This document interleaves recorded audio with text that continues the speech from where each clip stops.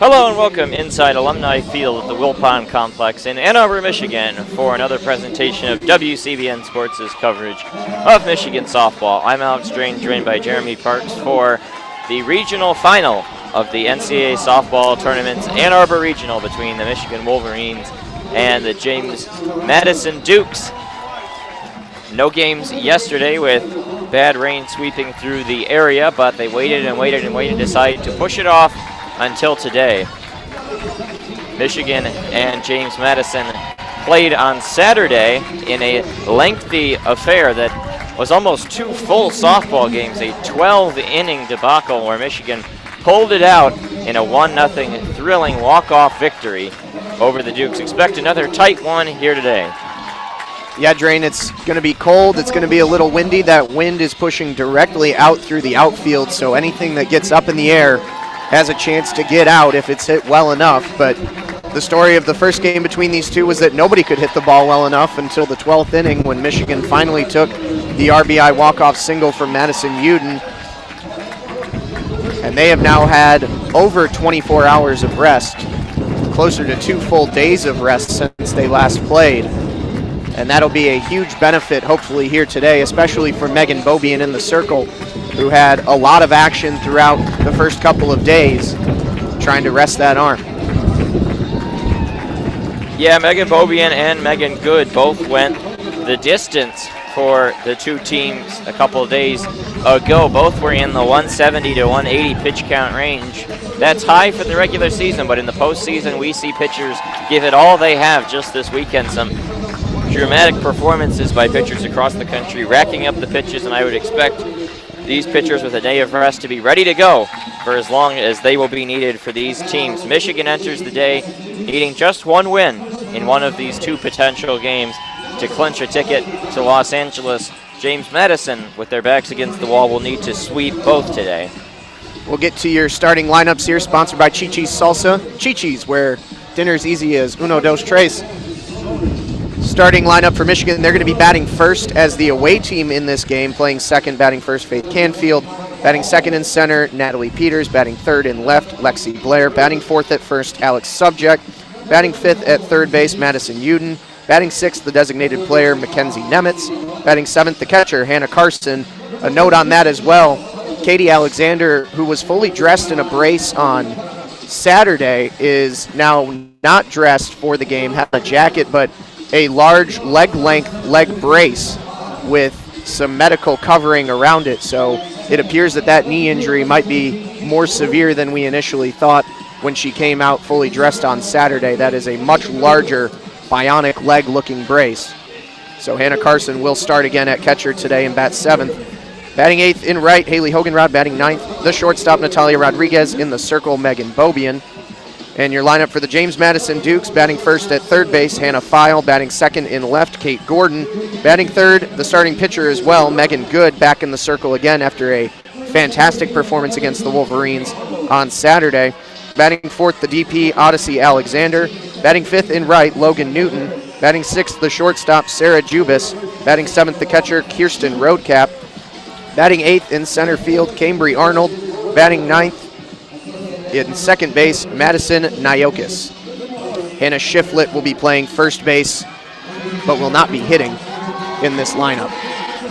Well, it's a little bit sparser of a crowd than the capacity showings this weekend, but still pretty good for a Monday at noon. Yeah, a lot of folks have to work, but a good number of folks have showed up for the game here today, and it's going to be an interesting one. The temperature is just barely above 50 degrees, feels like 49 as of a few minutes ago. Winds 16 to 17 miles an hour. We're just getting some sun right now, but mostly been cloudy all morning. Yeah, it's going to warm up a little bit throughout the game, but not significantly, so. Sort of feels like a mid-October football Saturday. Yeah, just a little bit. A softball game in May.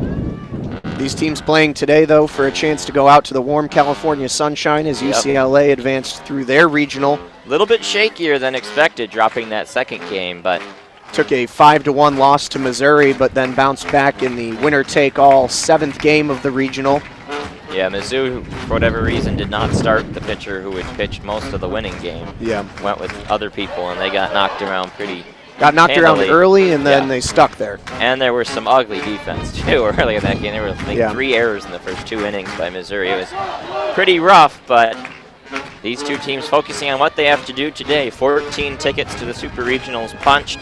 Seeding is held in every single one so far. Despite a record number of Game 7s, tying the all-time high with 7, but the higher-seeded team won all 7 of those. So here's where we are. The only 2 regions unresolved are these upper Midwest regions, Minneapolis and Ann Arbor, that had weather issues yesterday. Georgia defeated Drake, so Minnesota will take on Georgia. Needing 1 win to host the Super are the Gophers, and then Michigan here in this one today. Michigan going to look to jump out early. They had so many base runners in that game on Saturday that they just could not bring across. Trying to get off Megan Good early here. And the first inning was a big one for Michigan in the first game where they got the bases loaded but could not score, eventually ending on a Mackenzie Nemitz strikeout. Well, Megan Good in the game on Saturday, 7 hits, 6 walks. She gave up her fair share of base runners, but and a hit by pitch as well. Yeah, and Michigan, though, did not find extra bases until very late in the game. Hannah Carson had a double, and then Peters had a double, which eventually led to the game-winning run, but that was it. And those were not till extra innings. So it took a long while for Michigan to really make good contact against Good, and that's what's so interesting about this game, because these two teams played basically 2 games against each other in one on Saturday. Saw a lot of these 2 pitchers. Neither team had a lot of answers. We'll see how the approaches change. Megan Good had 8 strikeouts in that game, notably 3 against Lexi Blair, which was pretty shocking. We'll see if that changes at all here today. The James Madison contingent has stuck around pretty well here for a Monday afternoon game. They are over on the third base side with their playing as home team James Madison Dukes. So we're about ready. Yeah, here we go. Faith Canfield gets ready to dig on in. The regional final just about ready to get underway. Faith was 0 for 5 with a walk, an uncharacteristically poor day on Saturday. She takes the first pitch a tad high.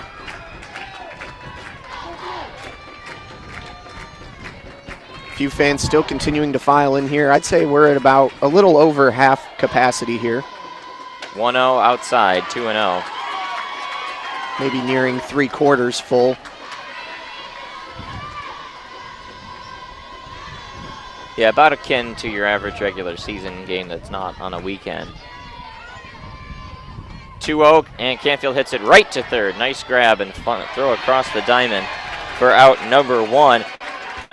Play made by Hannah File, who was very busy in the game on Saturday. A lot of ground balls to third base, and that's where we start this one off. And that was a tough one. It bounced up in, and she had to trap it between her glove and her bare hand and was able to get that off the bounce. This infield looking great considering the pounding that it took yesterday. Hats off to the grounds crew here. That pitch outside, Natalie Peters digs in. She was one of the few Michigan hitters to have a really good day against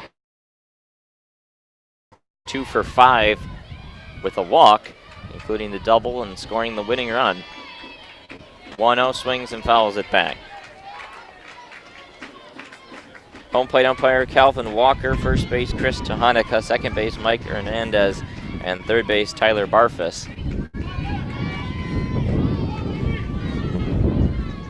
1-1 count on Peters. The pitch, she swings, lines that one, caught on a kneeling grab by Kate Gordon, and 2 outs.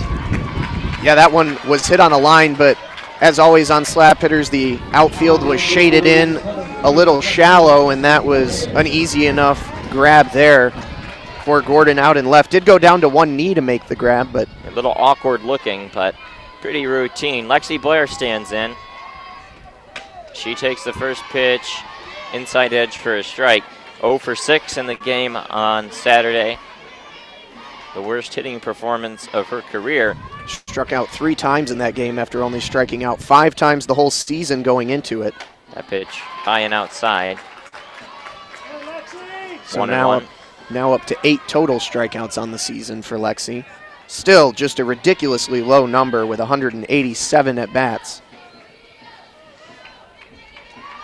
The 1-1 coming. That's a soft tapper right to second. Going to have to be a quick play. Didn't get it. And Lexi beats it out to first base. Able to get past the tough play for Nyokis, and it'll be an infield single. That one Nyokis had to charge in on, and by the time she got it, made the transfer and looked over, the throw was about a step and a half behind the speedy Lexi Blair. And so that gives Michigan a 2-out base runner for Alex Subject. Was 1 for 5 with a walk on Saturday.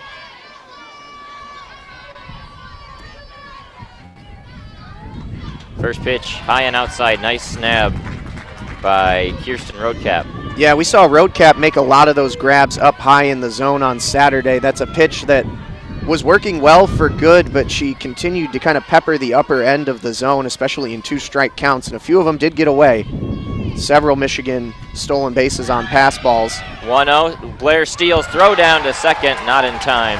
No one even covering, and it goes into the outfield. Not a bad throw, but very late to recognize with the James Madison infield. And I think there's going to be an appeal on whether or not Lexi Blair left first early, and they do in fact call her out. Yep.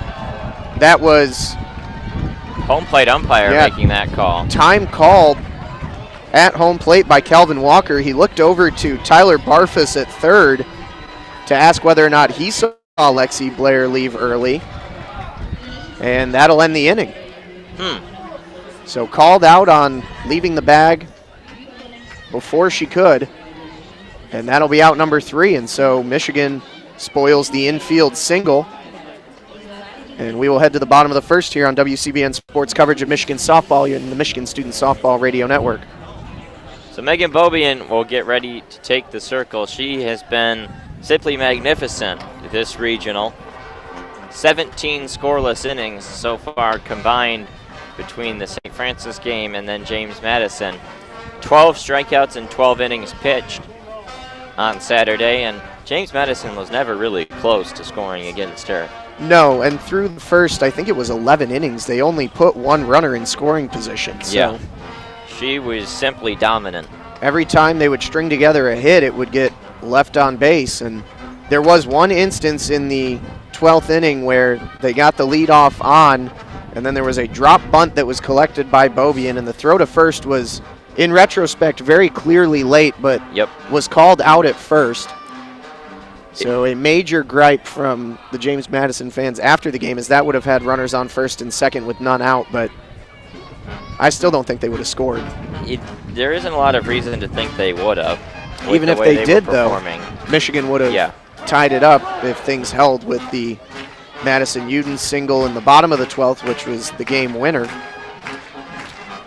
As always, we invite you to interact with us throughout the game on the YouTube live chat and also on Twitter at WCBN Sports. We definitely don't get the same amount of plug that we do during the regular season, but we appreciate your listenership here with us. We've had good numbers throughout the postseason. As James Madison gets ready to dig in, this is going to be the interesting question of how these hitters approach Megan Bobian this time around. Are they able to recognize the changeup fastball velocity switches more easily than they did on Saturday? We will see. That changeup was, again, just a very good put-away pitch for Megan Bobian. So Hannah File digs in. Righty hitter against the lefty. Bobian was 0 for 4 with a walk in Saturday's game, and that pitch down and in just a tad. Well, we'll see where Bobian is able to go with it on the outside edge. That was a really tight strike zone on Saturday. It was Katrina Kershaw behind home plate in that one. 1-0 on its way. That's a called strike. And there's a pitch that comes towards the outside edge, so maybe a sign.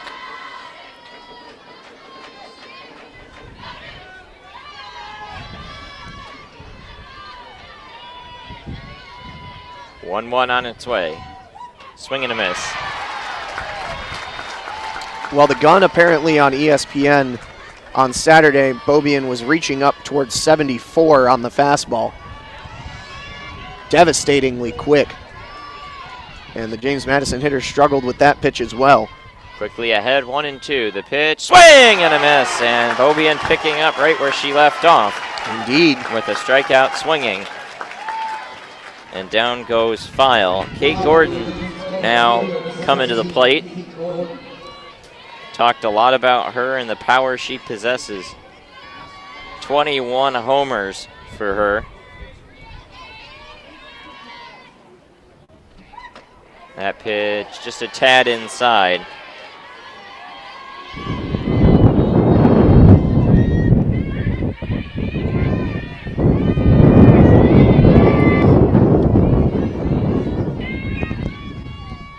Get a good taste of the wind coming through here on the outdoor terrace there. 1-0, swinging a ground ball right back up the middle into center field, a base hit. And Kate Gordon is able to get aboard. That's her first hit off Beaubien after going 0 for 5 the other day. She had 2 homers, both solo shots against DePaul to bump her numbers up even higher, but that time not in the air, on the ground, and managing to find a hole as Megan Good comes up. Pitcher-on-pitcher matchup. Good was 2 for 5 against Beaubien. The best performance by any James Madison hitter. That pitch down in the zone. Gordon 5 for 5 on stolen bases, but not a huge threat in that regard.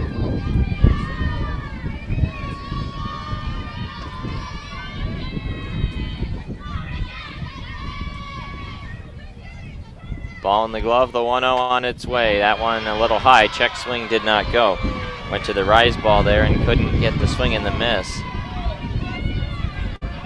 So runner stands on first. 1 out in the inning. 2-0 count. Good's got 15 homers of her own. The wind is blowing it out towards right field. Those are the dangers of balls in the air, but she swings and misses right by that one.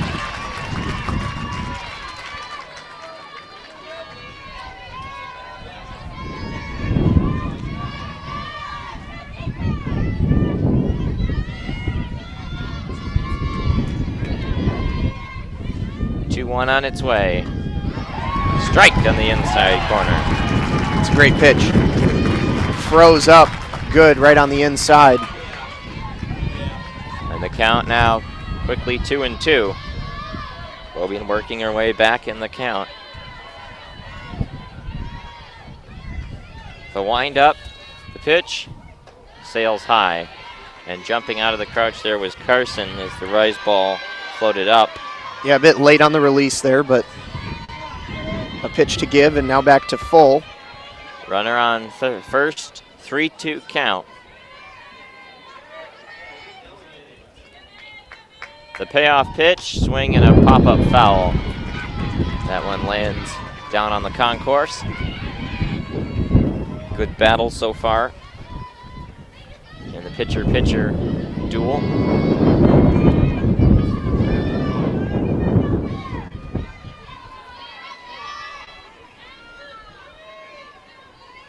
Do the full count again. Swinging another pop. That's the exact same foul ball. Exact same pitch, exact same result. That one landed. Fastball low, got underneath it, chucked it back. 30 feet over from where the first foul ball landed on the concourse right behind us. Bouncing off the Shepherd Softball Center. Good fight so far from Megan Good. Another full count pitch on the way. 3-2, just inside. Tough call that will draw the ire of the Michigan fans here.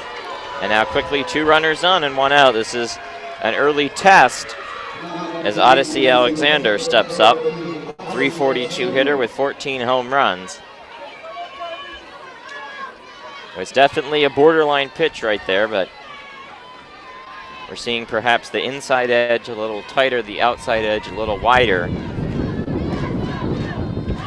First pitch to Alexander, down and outside. And now Jen Brundage going to come quickly out. Yep.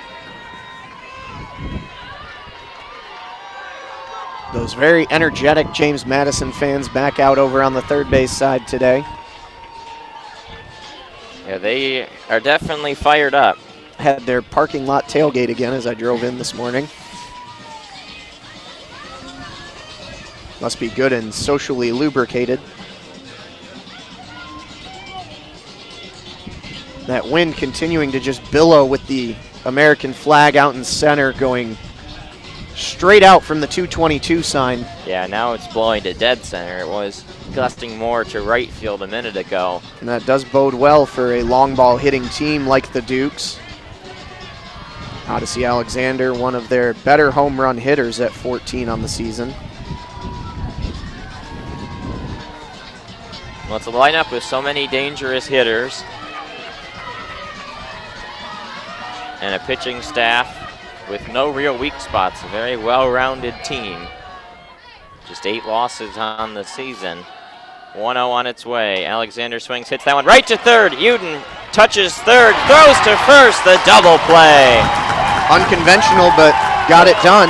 5-3, put out at third, and then throw across the diamond to first, and Bobian gets out of it. Both teams with a hit in the first inning, and both teams held scoreless as we head to the second between James Madison and Michigan in the regional final of the Ann Arbor Regional in the 2019 NCAA Softball Championship. You're listening to Michigan softball coverage on WCBN Sports and the Michigan Student Softball Radio Network. Well, we saw both teams with some decent swings and some hard contact in that first inning, but not much to show for it.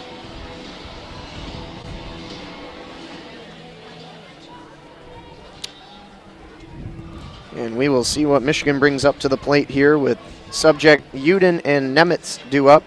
It really, on that double play, it did not seem like Odyssey Alexander was running quickly down the line at all. No, not really. Uden tapped third right off the bat, but then still checked over to second. Yeah, she looked at second and then threw across the diamond, and Alexander wasn't close. Yeah. She was barely halfway down the line. Might have thought it was foul off the as it hugged the line, but yeah, I don't know. That was a Miguel Cabrera trot down to first. Also not the fastest runner on the Dukes team is Odyssey Alexander. So we will see what Megan Good brings back here again. She has thrown so many pitches since Friday drain. Well, that's what an ace is asked to do in these big moments. You have to come up when your team is back against the wall. James Madison, to advance out of this regional, will have to win 3 games if they're back against the wall. They got number 1 Saturday night against DePaul in a 3-0 win. Which Alexander pitched for. Yes. So Good at least got the rest there. Was still ready to go, didn't even have the ice on the shoulder during that game, so if James Madison ever got into trouble, she would have been back into the circle to pitch, but luckily they won that game fairly comfortably. I believe that was a 3-0 final. 3-0. I mean, that's the story of James Madison in this regional, is that their pitching has done well, but their hitting just hasn't produced enough. Their only runs in these games have been the homers against DePaul. In that first game, and I don't even think they had a home run in the second game, did they? Maybe one solo? Yeah, no, the second game against DePaul, they had, I believe, 3 home runs. Oh, all solo shots? Yes. Nothing off of Bobian so far. So Alex Subject digs in. She was at the plate when Blair was caught leaving first base too early. And the first pitch is a called strike at the bottom of the zone. Yep. Cleaner plate off. She'll start with a fresh count. And she's got power herself. 9 home runs for her. And with the wind blowing, put one in the air, see what happens.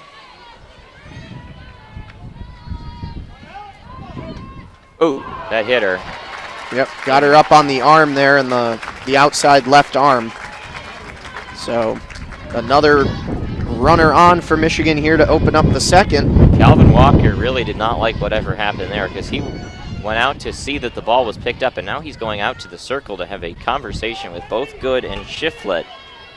I don't know what he's telling them.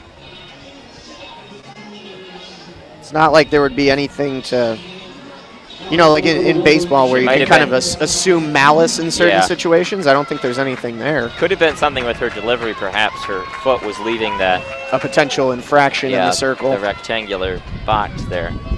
Uden shows bunt, lays it down foul, trying to surprise the first and third baseman, who now will be drawn more in. Shiflett and File at the corners. Yeah, they weren't pinched in that hard, but they were charging still. They were ready to be there. Uden was 1 for 4 with 2 walks. But of course, her one hit, the only one that mattered to win the game. A gapper to left center. 0-1 coming is high. Could possibly still try and drop the bunt here. Yeah, Shiflett and File both about 2 steps in from the bags at first and third, but are going to be ready to charge if they see the bunt laid down. Uden swings, fouls it back. Try the bunt once, swing away everything else. And now Shiflett and File retreat back to right about parallel with the bases, with the 2 strikes and the threat of the bunt off. 1-2 way high, 2-2. Again, another one that climbs the zone and forces Roadcap out of her crouch to prevent Subject from having a chance to go down to second. Maddie's drawn 21 walks this year, her own base almost to 400. 2-2 now shows the bunt, and it is a foul ball. And that's an out. Yep. I mean, not a bad idea with the runner, the fielders on the corners playing back, but the 2 strikes, you have to be smarter than that, or at least better at it, and Uden's never been much of a bunter. Bounced it close to fair territory, but... Yeah. I mean, it makes sense if Rodriguez or Peters is doing that, but... So a wasted opportunity to advance Subject, and Mackenzie Nemitz takes strike 1. There's a strike in the inside corner. Tried to sell it a little bit.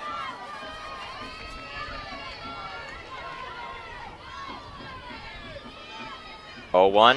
Nemitz swings and fouls it back. Quickly 0-2. Looked like it got a piece of the catcher as it went back to the screen in full force.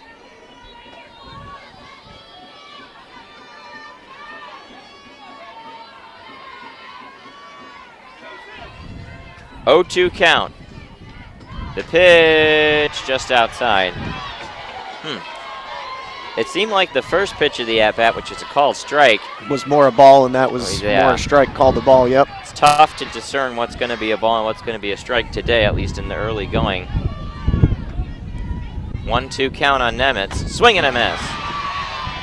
She had a rough day on Saturday and didn't look much better at the plate there. Yeah, she got replaced after only 2 at-bats.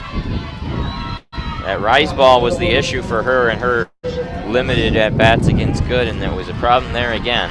Just unable to lay off. But now brings up Hannah Carson, the now starting catcher with Katie Alexander's injury. She was 1 for 4 in a hit by pitch, with a double as her one hit as she takes strike 1 on 0-1.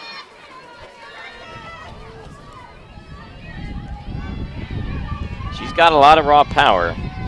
Indeed, and has done well since coming off the bench on Friday.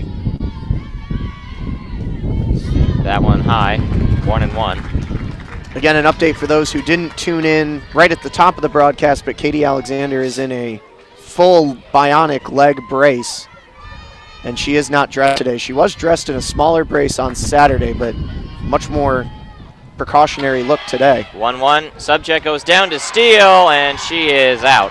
Out by a mile, too. Bad jump, good throw. Bad combination for Michigan. Michigan out of sorts there after getting the leadoff runner on. A bunt, strikeout, and then a caught stealing. They've now run into 2 outs on the base paths early on. And we have no score going to the bottom of the second. Listening to WCBN sports coverage of Michigan softball on the Michigan Student Softball Radio Network. Jeremy Parks, Alex Drain. So 2 innings now that have ended for Michigan on the base paths. first ended with Lexi Blair leaving early trying to steal, and the second ends with a caught stealing for Alex Subject. And now James Madison's turn to try and respond here after they put 2 on in the first, but stranded them both. Or technically stranded 1 since the put out counts as 1, but all the same, they had an opportunity to score 2. Here in the early going, this game definitely tracking like Saturday's game. Yep. In the early going, and that's what you expect. I mean, there's not a lot of games in the regionals or supers or women's college world series that are huge scoring affairs. Every team that's made it this far has at least one ace who does not give up many runs. The clouds breaking maybe just a little bit as we've got some blue skies out to center field. A little bit brighter, but the floodlights are still on here as we maintain majority cloud cover. On the plus side, that'll give Hannah Carson a fresh at bat when she comes back up in the third. 7, 8, 9 will be due up in the Michigan, who left, I believe, 12 runners on Saturday, haven't left any on yet despite 2 base runners. And much respect to the alumni band out in right field, as they have all made it out here on a Monday afternoon. I don't believe it's the full band contingent, but close enough. They look slightly smaller than usual. And we are about ready to go here as soon as the commercial break concludes. Of the second inning, 5, 6, 7, Newton, Jubis, and Kirsten Roadcap. Newton, 10 home runs and a .405 average, one of 3 players in the James.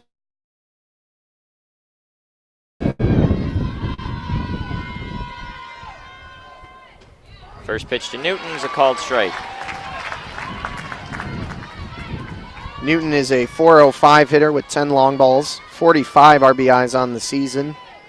22 walks to 10 strikeouts, pretty impressive marks. But had 3 strikeouts on Saturday. There's a hard grounder right at Alex Subject. Taps the bag and a quick first out.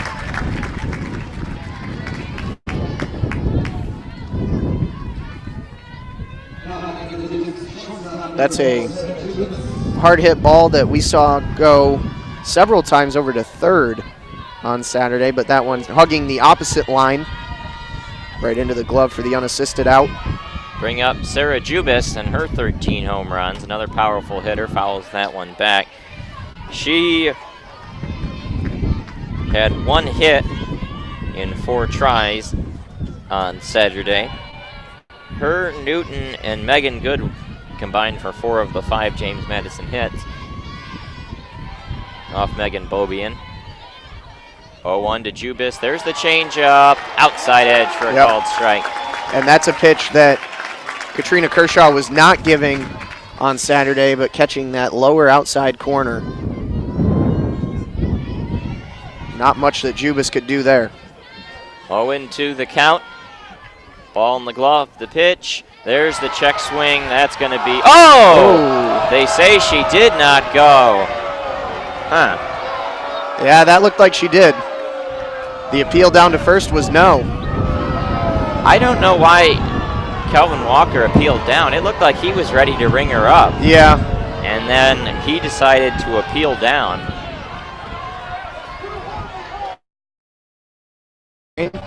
Umpiring early on is not inspired confidence. After a shaky game Saturday. It's all right. Go back to that put-out pitch again. Yeah, she had Jubis dead in her tracks. 1-2 fouled back. Went back to the fastball that time. It's the setup pitch for the changeup. It almost looked like because he appealed and then re-appealed, I think second and third wanted to bring it up as well, but had to stick with the original appeal.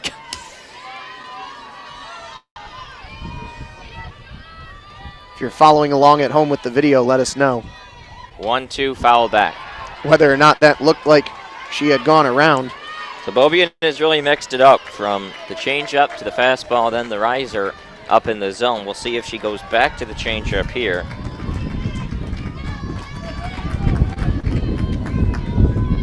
Count 1-2.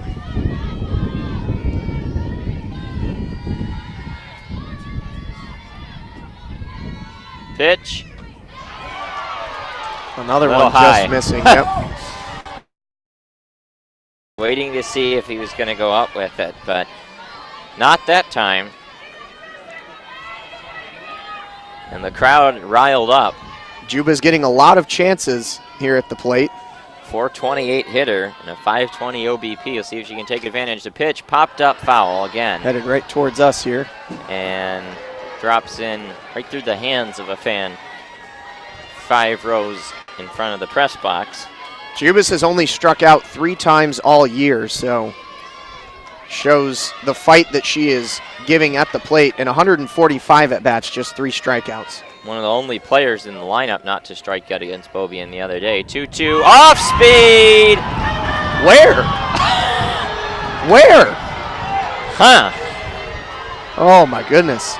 Well, James Madison was fired up about the umpiring on Saturday, and Calvin Walker might give Michigan an opportunity to get fired up here on Monday. She has had so many chances. Well, 3-2 pitch. Got her on the inside edge. He waited. That was a TV ring up there. Yeah, it only took 5 strikes to get the strikeout, but that'll do. 5 strikes later. 2 outs now in the inning. And it'll bring up Kirsten Roadcap, the catcher. And just the 4th strikeout on the season for Sarah Jubas. A backwards looker. Off speed high to Roadcap. Second strikeout for Beaubien. 0 for 5 on Saturday with 2 strikeouts.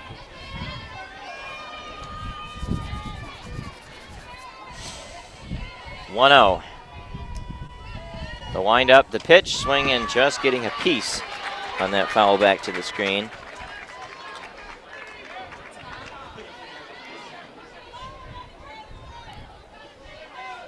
Calvin Walker will hand deliver that ball back to Megan Beaubien.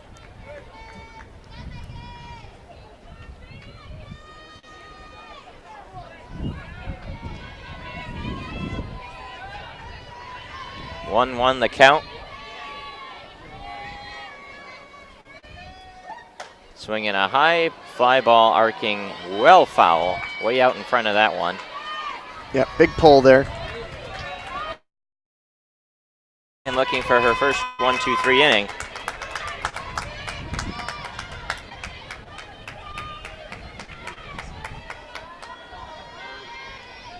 Spins the ball in the left hand. Peers in at Carson. 1-2 on its way. Rise ball over the head of Roadcap. Yep. Up to get it vertical is Hannah Carson.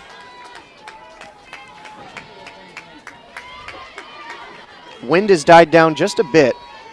Still pushing out towards center. Count is 2-2. Swinging, just getting a piece as it was rocketed back to the backstop.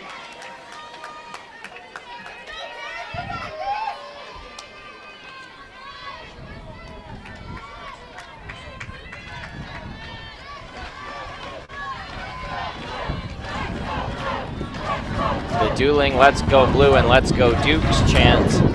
2-2, off speed, a little high. Just a little bit. Looks like a good one again. That top of the zone is not there right now. Well, based off the Jubas at bat, not much of the strike zone is there right now. Yeah. As the wind is beating us back here.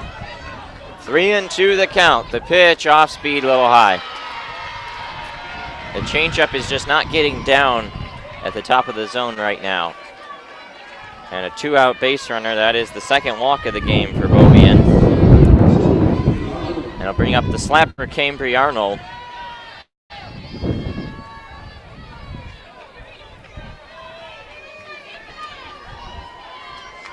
James Madison looking for a little 2-out offense.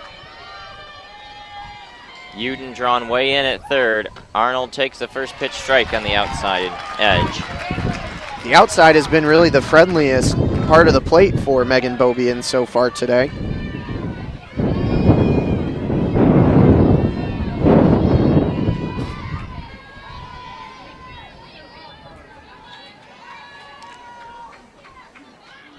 Oh, 1 on its way. Dives a little outside.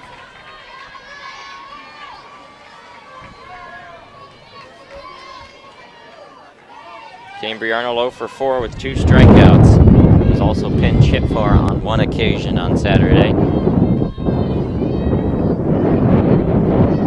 1-1 liner is going to get back up the middle for a soft base hit. Rodriguez and Canfield were both shaded more to the holes, not up the middle. And that little soft tapper able to trickle into the outfield. So now a hit for James Madison, and they have 2 on with 2 outs. Yeah, just a knuckler there that was just kind of pushed right out towards the second base bag and bounces just to. And now after 2 outs and no on, now it is 2 on and 2 outs for Madison Nayokis. Mini 2-out rally so far here. That one strike on the inside edge as Nayokis turning away to try and sell it.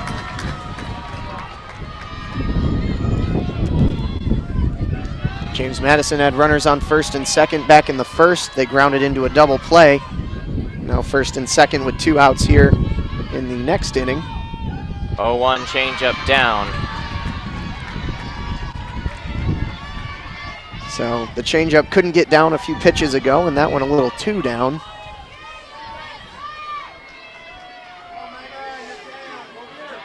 One count.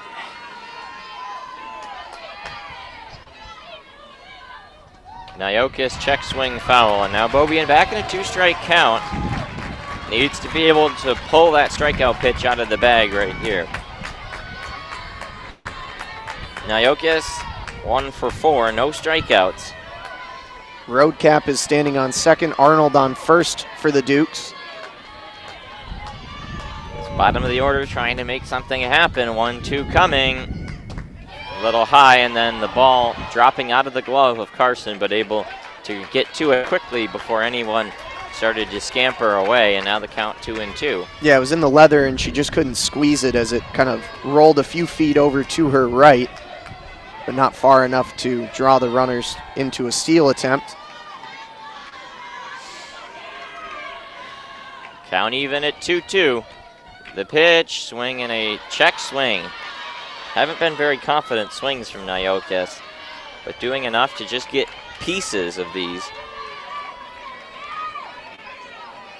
And as a collective unit, James Madison has done a pretty good job with fouling off 2-strike pitches here early. Just the 2 strikeouts so far for Beaubien.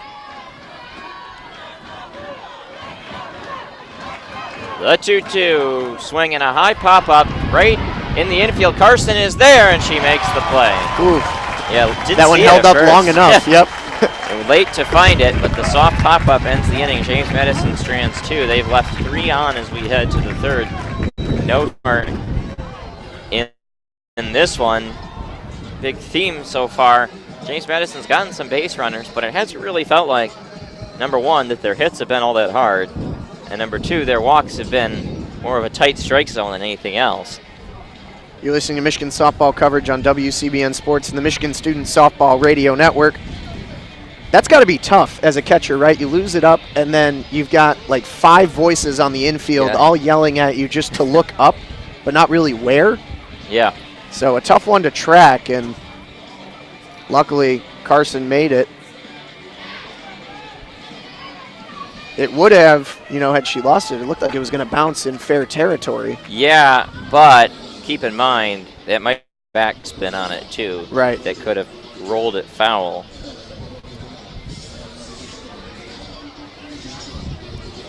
The Big Ten has 3 post-regional teams for the first time since 2009, and they are trying to put 3 into the super regionals for the first time in even longer, because that year that they put 3 regional hosts, Northwestern did not make the Supers.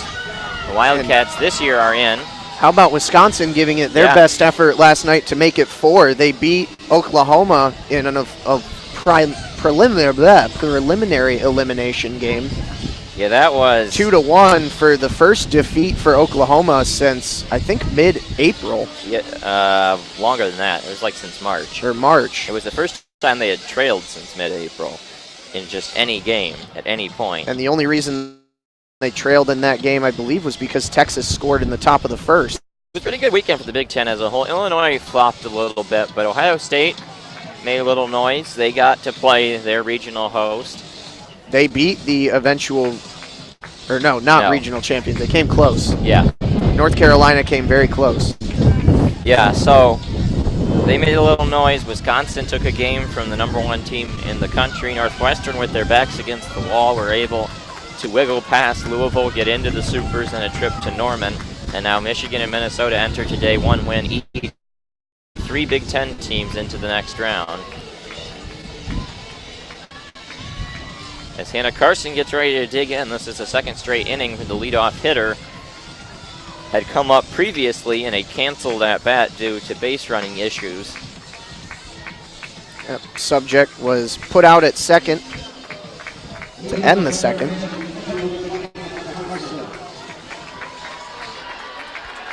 Hannah Carson gets ready to step up there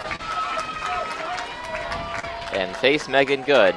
First pitch, swinging, chops it right to first. She's going to get to first base, safe.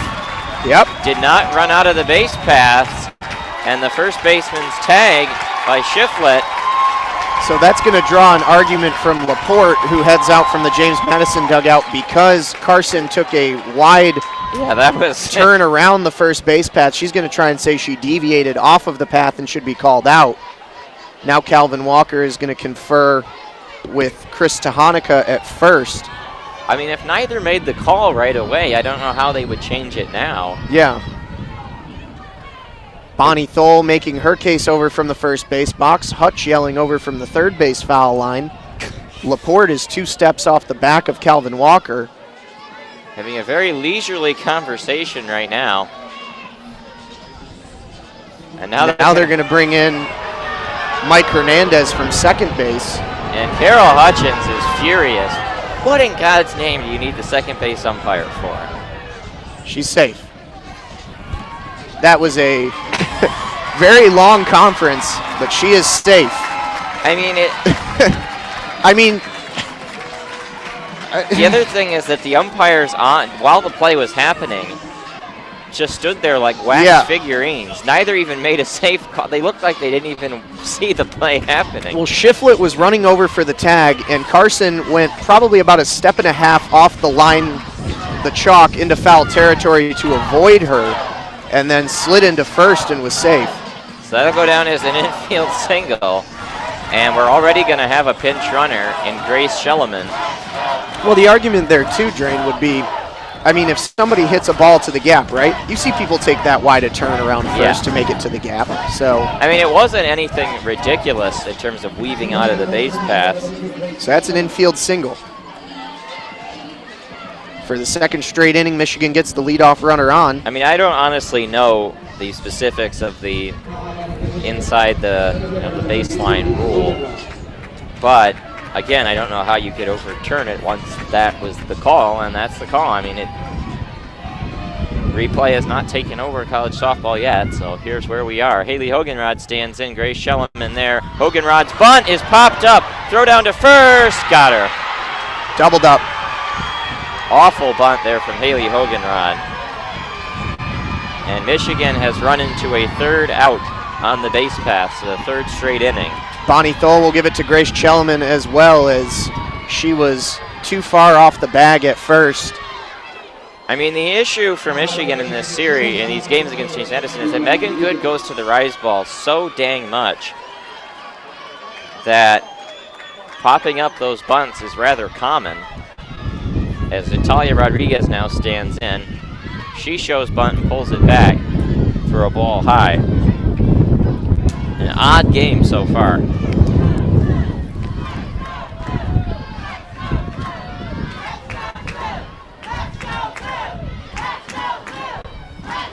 1-0 on Rodriguez. Lines up and takes it for a strike.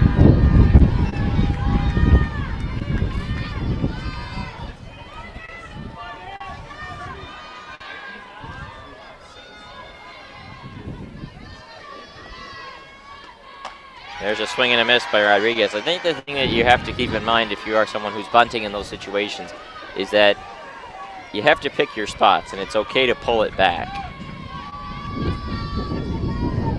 If it's up by your... Bunting for both teams has been a bit of a struggle here. 1-2 high.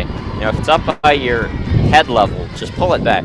Take the ball and live to fight another day. Because Hoganrod, I mean, that bunt was over her head. Yeah. So now Michigan has a double play off of a popped bunt and also a bunt foul out.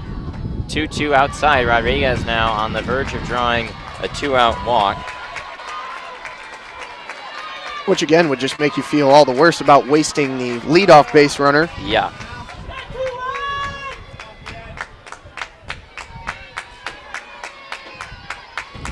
Three and two the count. Pitch, foul back. That one was dipping low down in the zone, and Rodriguez swinging softly to get a piece of it back to the backstop.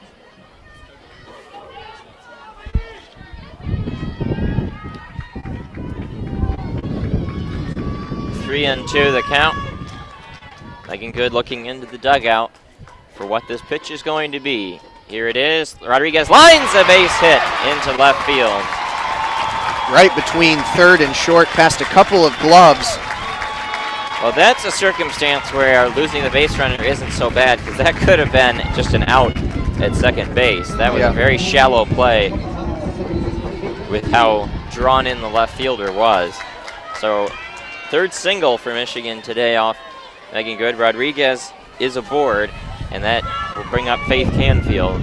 She grounded out to third on a hard shot back in the first inning to lead off the game. First pitch high. Hit a real hard shot over down the chalk line that was gathered up by Hannah File over there.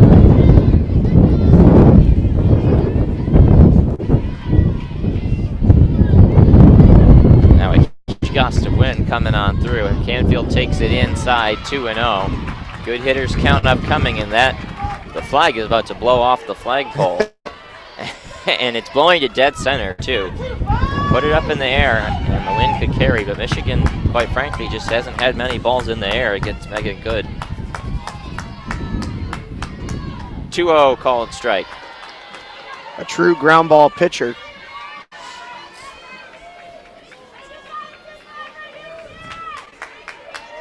Which again is weird given the amount of rise balls she throws, but Michigan's just been pounding them down into the dirt rather than popping them up.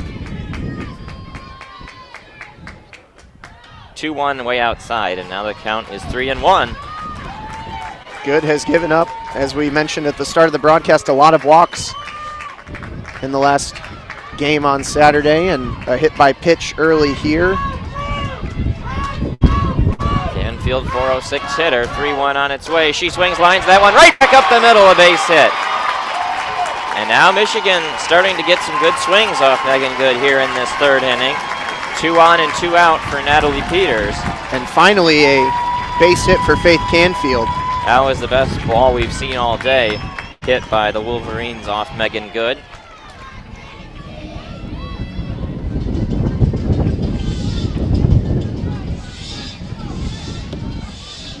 Now that's the instance where you would have liked Hoganrod to have laid down that bunt. Right. But Peters has been very good against Megan Good in this regional, so she'll have an opportunity, and with the speed of Rodriguez on second, put something solid, and Michigan could take a 1-0 lead in the top of the third.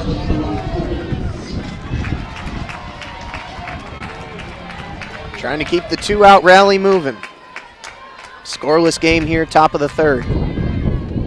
Pitch to Peters, lined right to third base. Same spot that Natalia Rodriguez got her single, but that time the extended glove of Hannah File was able to make the grab. 5 feet to the left, and we could have had a play at the plate. But instead, that will end the inning. Michigan puts some runners on, gets now up to 4 hits on the day, but unable to cash in. And we head to to the bottom of the third, still scoreless between these two teams. This has been a series where the runs have been at a premium. Through the inning, again, the infield single, the leadoff for Carson, was doubled up off the popped bunt from Hoganrod, and then singles from Rodriguez and Canfield are left on base. We go bottom three here on WCBN Sports coverage of Michigan softball and the Michigan Student Softball Radio Network. Now, at the very least, those were much better swings and much harder hit balls in that inning. A lot more on the line that time around.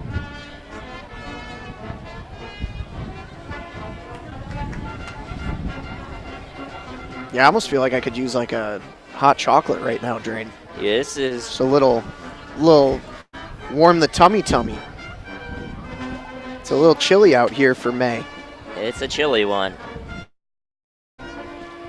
A broadcast update, so if Michigan is able to hold out for one of these games today and advance to the Super Regional in Los Angeles, we will not have that coverage for you on WCBN Sports. However, there is a chance that if they're able to take down UCLA, that you may be hearing the sweet tunes of JP down in Oklahoma City.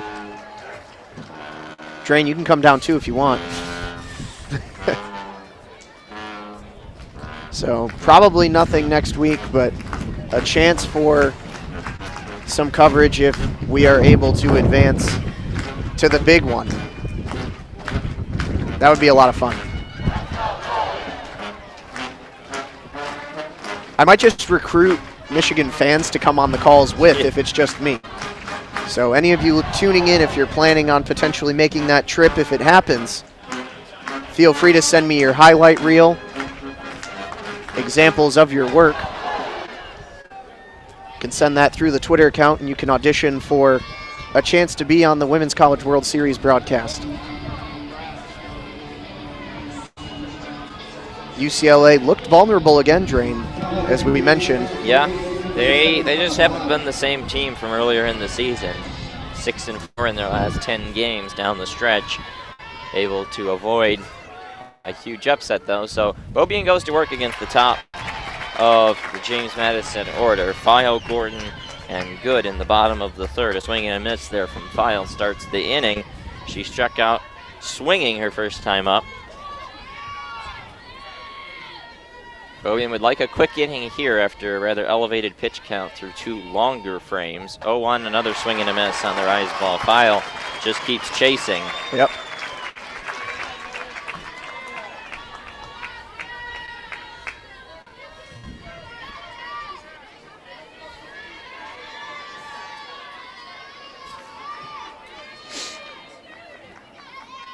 The 0-2 on its way. That one high. Went back to the rise ball.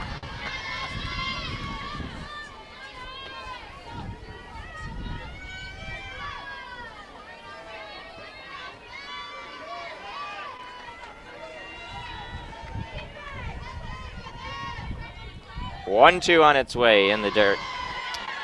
File opened the proceedings with that swinging strikeout to lead off the first, bottom of the first. Has made a couple of nice plays over at third base so far today, including catching that liner to end the inning. 2-2 fouled back. Overall hitting .329 on the season. One of the lower home run totals on the team with just 8. In a team that, again, loves to get the ball over the fence. 2-2 count on Hannah File. Swinging another foul back. Beaubien trying to pound that outside edge and File getting a piece. Not quite as many swings and misses so far, but Beaubien very content with the way most of these at-bats have gone.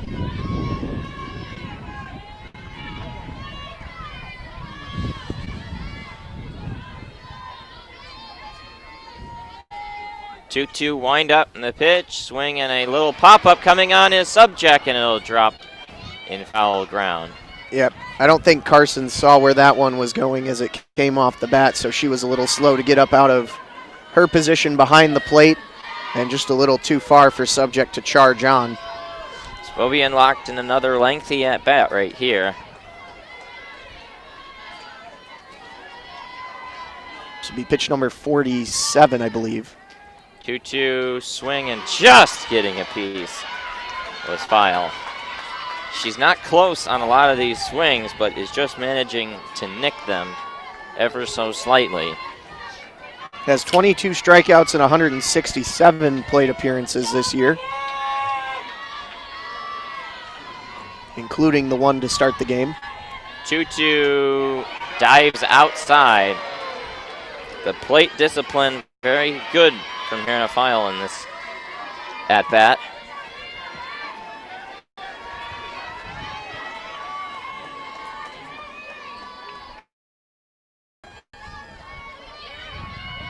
Three-two coming. Another foul back. A whale of a battle here from Hannah File. One of three sophomores in this James Madison lineup. A youthful lineup with 5 juniors, 3 sophomores, just 1 senior in Megan Good. They'll wind up the 3-2, swinging a foul ball coming our direction, but it will land a few rows in front of us. This has got to be like pitch 10 of the at-bat. This has gone on a long time. Yep, we are now over 50 pitches for Megan Beaubien for sure.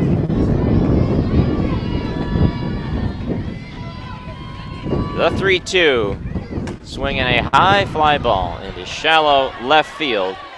Calling off Rodriguez's Blair to make the catch, and Beaubien is able to win that long at-bat with File. It'll bring up Kate Gordon.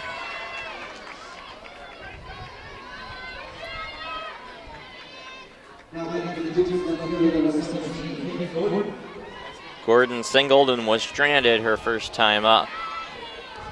Had that hard shot right back up the middle. Yep, that was the hardest hit ball all day for James Madison thus far. First pitch, called strike. The corner edge.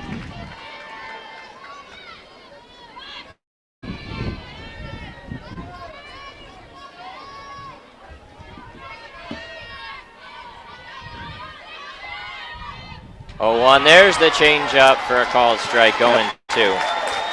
Thought for a second that might not have been the call from behind home plate. Yeah. Very delayed with the right arm for Calvin Walker. And the count is 0-2. Pitch, just getting a piece. Off balance swing from Gordon, who by average is the best hitter on this James Madison team. Also by power the best hitter on this James Madison team. In on-base plus slugging of close to 1,400 with the 21 homers.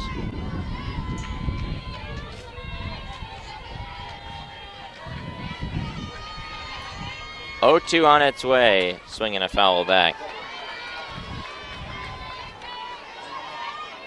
Nearing pitch number 60. This next will be 59. Speaking of power, I don't know if you saw Arizona winning their regional yesterday, team we saw early in the year. Jessie Harper, home run 25 of the season last night. Yeah, that's a lot.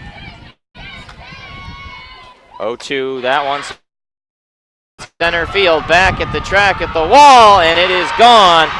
Kate Gordon gets James Madison their first run of the game, and the Dukes have a 1-0 lead. Wind not as heavy currently, but I think it played a factor there because that didn't look great off the bat. Yeah, and it looked like it was going to hang up towards the track and just squirting over. Yeah, that was the trajectory of it, and Blair tracking it all the way and just carrying it over the wall. And that's a tough one to give up after you got ahead 0-2 in that count. So finally, after 14 1/3 innings, James Madison finally gets a run off of Megan Beaubien. And now Jen Brundage coming out to chat. Well, we said at the top of the broadcast, today with the wind blowing would be an asset for the Dukes. And I think we just saw it. Yeah. Both Peters and Blair were converging towards left center, but That one hit about 220 over the wall in left center.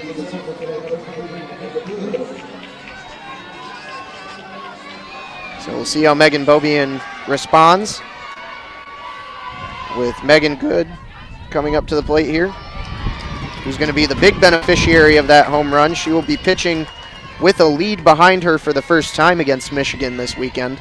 There's a called strike, 0-1.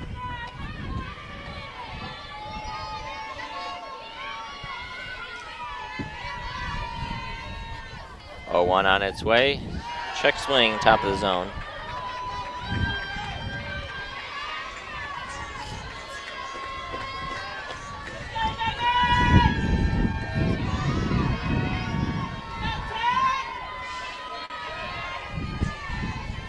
One count. Outside.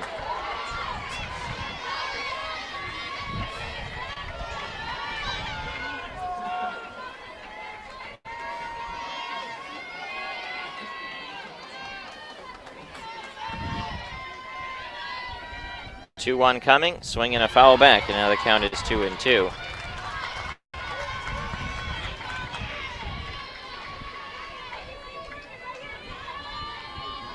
Trying to come back here with a momentum boosting out in the circle.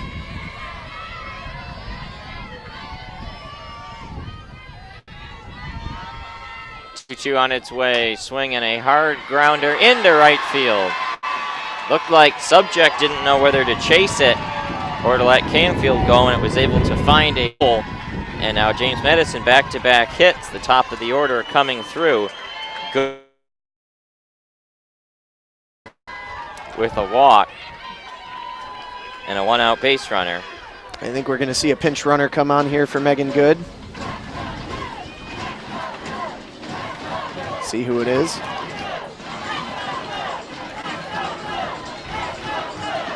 And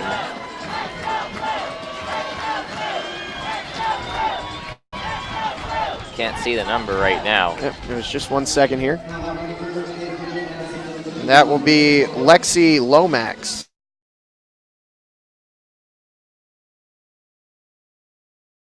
That's her conversation.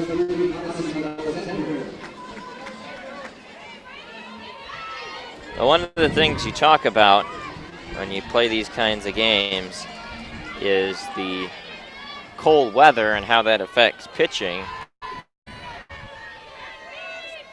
First pitch out to see Alexander a little high. Bobian, a native Michigander, undoubtedly played in a lot of cold weather before. Shouldn't be the biggest issue for her.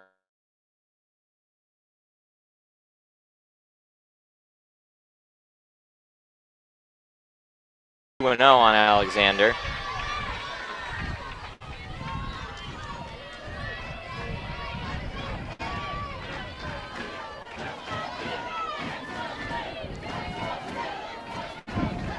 Swing and a miss.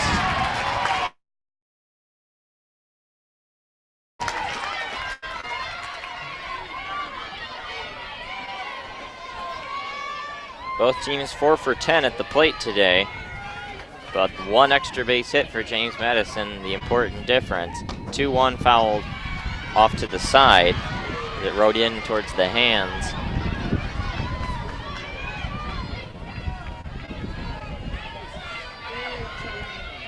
And now the count is 2-2.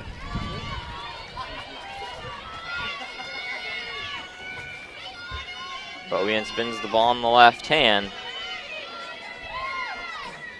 And the pitch, swing and a fly ball to center. Coming over is Hogenrod in right center to make the play. Hung up there long enough for the convergence out there in right center. And that'll bring Logan Newton to the plate, who grounded out to first base unassisted.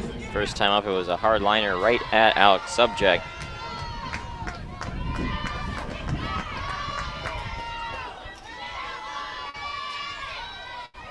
And there's a strike on the outside edge. Bobian now 70 pitches. The elevated pitch count in this game as James Madison has put together a lot of really good at-bats.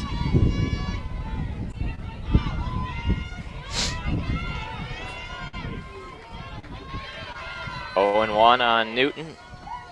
High. Cars to grab a piece. Yeah, so far in the inning, a 12-pitch at-bat, a 5-pitch at-bat for the home run, a 5-pitch at-bat, and a 5-pitch at-bat. Yeah, James Madison being very patient. 1-1 is a called strike, and on the count 1-2. I think the story so far for Megan Bovian has been the inability to put away, at least in strikeout counts, with the 2 strikes. Only 2 strikeouts so far after 12 in the 12 innings the other day. 1-2, got her on the outside edge. So Bovian surrenders a pair of hits, but is able to wiggle through the inning. Both teams with 4 hits through 3, but James Madison 1 homer that puts them up by a run. Michigan will have 3, 4, 5 ready to come up and try to tie this game or take a lead. And they will have the heart of the order due up, 3, 4, 5, Blair, Subject, and Uden. You're listening to Michigan softball coverage on WCBN Sports and the Michigan Student Softball Radio Network. You've seen both these teams hit a few balls on lines. The power of James Madison coming through in that last inning, but Michigan certainly threatened in all of these innings so far, getting base runners. They've had some trouble on the base paths. Yeah. And again, James Madison likes the power, but that home run, really not a power home run. We're still calling that pretty much a fly ball or fence. Well, you know, the biggest reason you can tell that is how the long arcing it was trajectory, up, yeah. how long it was in the air. I mean, Blair was already at the wall by the time the ball was traveling over it. Yep. So again, Megan Good will be in the circle pitching for the first time this weekend with a lead in tow. So we'll see how her confidence is here. Up 1-0. Bobian is still outside of the dugout having a conversation with both Jen Brundage and Hutch. I don't know what they're talking about right now. Something they might have seen, or perhaps just trying to build up Megan Bobian after her first inning that she has surrendered a run, and a lot of work against this James Madison team over 2 games. Well, and it's the first run Michigan has surrendered in this entire regional after shutting out both St. Francis and James Madison.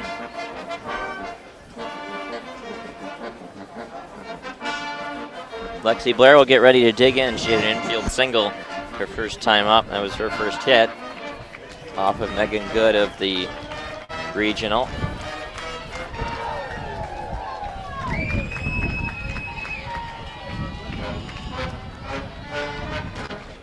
Long infield conversation here in the circle for James Madison. We're still in TV timeout, so it's fine, but they finally break. And that has been quite the battery combination for the Dukes, with Good in the circle and Roadcap behind the plate. Roadcap on Saturday was very attuned to the needs of Good and stopped about 9 different occasions to go up to the circle and have a conversation. Yeah.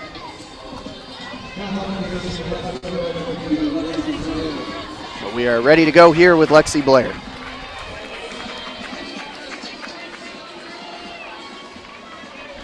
Blair digs in. First pitch way high off the glove of Roadcap and back to the backstop. First one that's gotten away from Roadcap today. Unfortunately, nobody on base for it. Wind blowing right in our face right now. Yep. As it's back to blowing towards right. Lexi had the infield single in her last at-bat in the first. 1-0 outside, 2-0. Good hitters count early on in this at-bat. James Madison wanted that pitch. That's been an odd strike zone so far. Haven't really been able to pin down any consistent hit-or-miss areas with Calvin Walker. 2-1, the 2-0 the count. And that one way high now, 3-0. Good. Not finding the zone right now.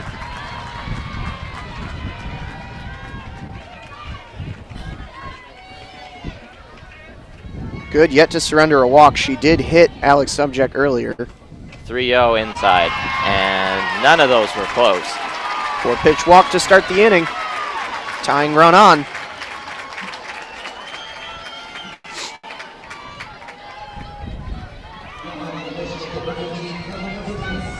Michigan looking for a big moment here from Alex Subject. She has been fairly quiet at the plate here on the weekend. Leadoff runner on and nobody out. High, 1-0, and Megan Good has missed on 5 straight pitches to begin this frame.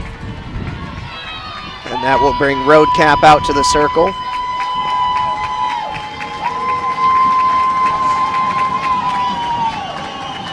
As Michigan fans stomping their feet on their metal bleacher seats.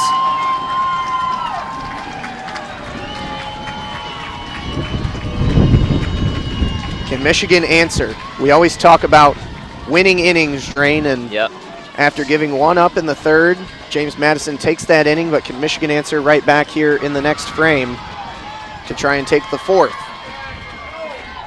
A 1-0 count. Subject takes it outside, 2-0, 6 straight balls to start the inning for Megan Good. That one a little more borderline, but Calvin Walker squeezing the outside edge.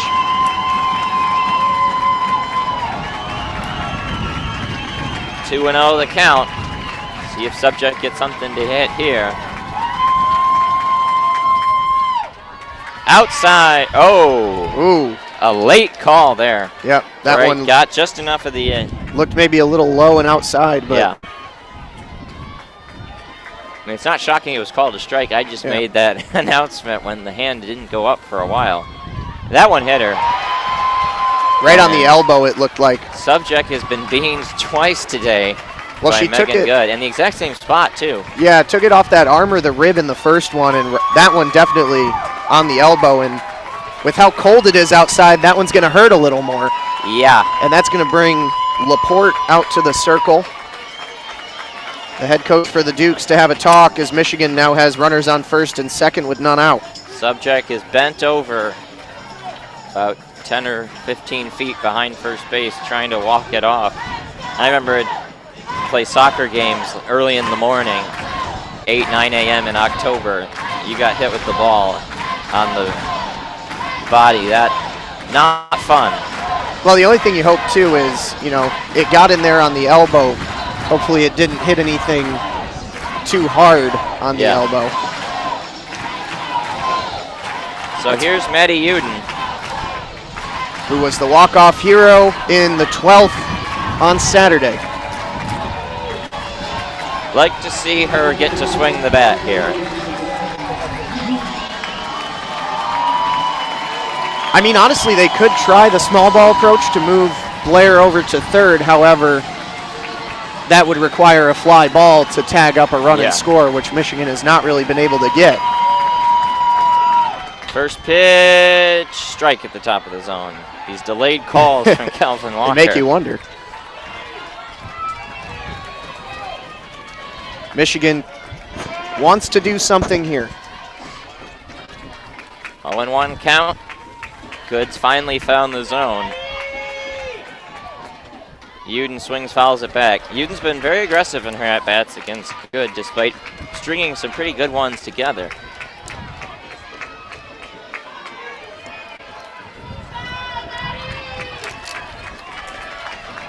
Apparently when Subject got hit, she mouthed a very inappropriate word on the TV camera.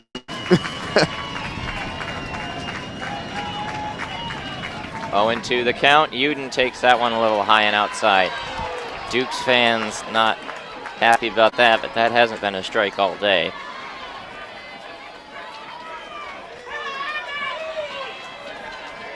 Come on here, Maddie. 1-2. Swing and a miss on the rise ball. Got it up high. Yep. And that'll bring Lou Allen, the pinch hitter, to the plate. She's a dangerous woman. The rise ball has been the go-to for Megan Good all day. 2 strikeouts, both on those rise way out of the zone.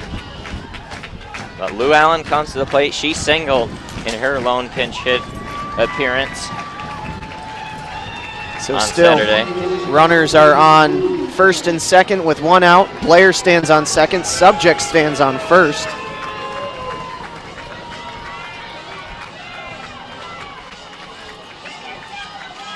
Let's see what Lou can do. Her OBP is 450 in her limited action so far this year. 5 hits and 4 walks and 16 at-bats. Pitch is a ball inside. That one looked pretty good. She has 6 RBIs in her 16 plate appearances. And she poked 1 home run over the fence earlier this year. 1-0 strike. Sort of half thought about that one, but brought the bat back.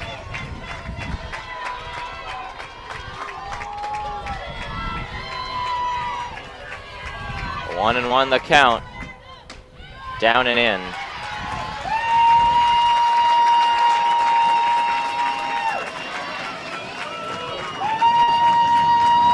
It's going to be a friendly count here, 2-1. Allen's going to sit something to hit. Good checks the wristband. The 2-1 on its way. Lou swings, pops it up foul. Drops in on the metal bleachers and the count 2-2.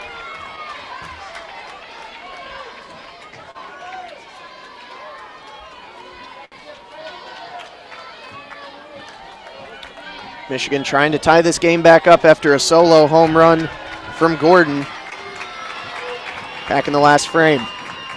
2-2, Lou swings and fouls that one off again. Full protection mode. Lou has had 1 strikeout in her 16 at-bats. Very good contact hitter. Still has that big brace on the right leg, that back right leg. 2-2 count.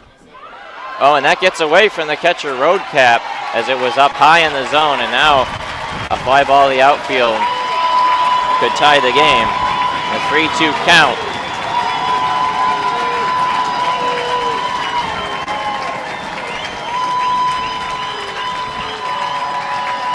Good will try and collect herself.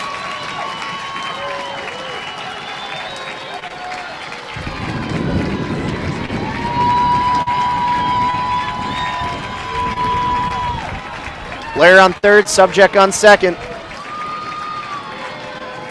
3-2, down and in. And Allen draws a walk. That's what she's been so good at this year. And that'll make it bases loaded and 1 out for Hannah Carson. Just got to keep this ball off the ground. We're going to have a pinch runner, I have to assume, for Allen. Yep. Maybe not, yeah. Calvin Walker is taking the book out.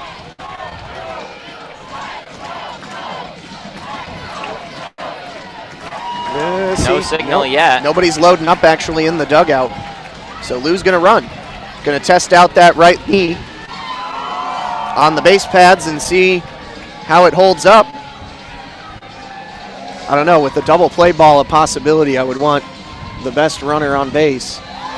But that's just me. Stadium doing the wave as it's filled in quite a bit since when the game started. Yeah, the outfield bleachers are still a little bit empty, but we're definitely 3/4 full now here. The sellout capacity, 2,490. First pitch to Hannah Carson, outside. Yep. Borderline pitch there. Didn't get the call from Calvin Walker. Megan Good has now walked 2 batters in this inning and has really struggled to find the strike zone. 1-0 on its way. Carson swings and just gets a piece. That one was low. That Yep. in the dirt almost. Probably one to lay off on, but that's all right. Young freshman hitter Hannah Carson again has been thrust up into this starting role with the injury to Katie Alexander. Had a single back in the third. 1-1, the count. Carson swings, hits a high pop-up into shallow center field onto the grass, and making the play is the right fielder Jubas. Just got under it. Tough luck there. And now 2 outs in the inning. Michigan trying not to strand the bases loaded as Haley Hogenrod steps up.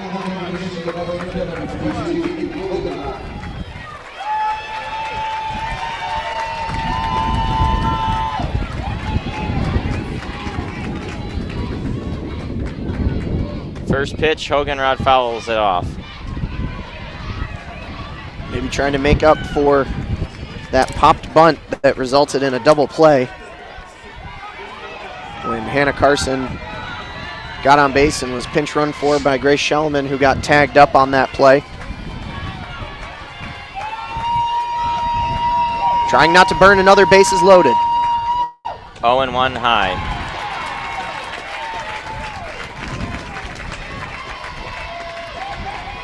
Haley's hitting .245 now on the season. Has a .312 on base percentage.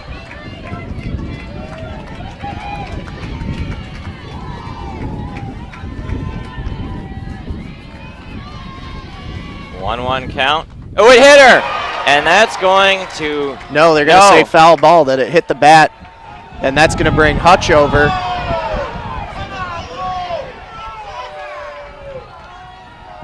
Calvin Walker very emphatic in his response to that. That looked like it hit Haley. I think they're going to say it hit the bat. The bottom of the bat, maybe. I don't know. We don't have the ability to tell from here. He was all over it. Yeah, he was up with the hands as soon as it hit her. So Megan Good dodges a bullet.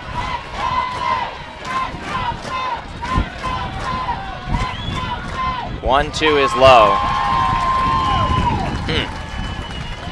Yeah, again, if you're watching at home, feel free to let us know on the slow-mo if it looked like that did hit the bat or not.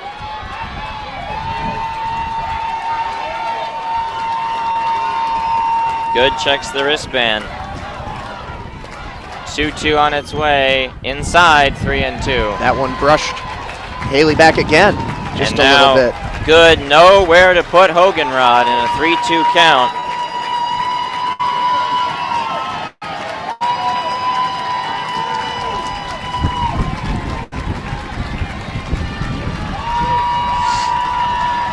Blair on third, Subject on second, Allen on first. Full count, 2 outs. 3-2, the pitch, swinging a ground ball to second, and they're going to get out of it, throw to first. And Michigan leaves them loaded. They've left 5 now on base today. Well, they put the pressure on Good, but they couldn't make it pay off, as we will head to the bottom of the fourth with the James Madison Dukes leading 1-0 over the Michigan Wolverines here on WCBN Sports coverage of Michigan softball, the Michigan Student Softball Radio Network.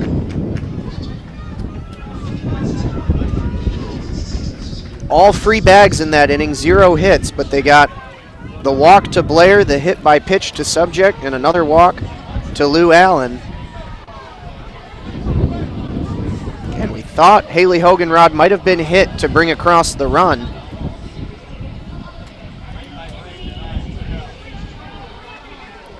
And we are, I guess, getting confirmation that our friends watching at home do think it hit the bottom hilt of the bat.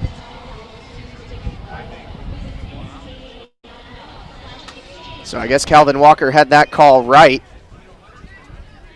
Disappointing nonetheless.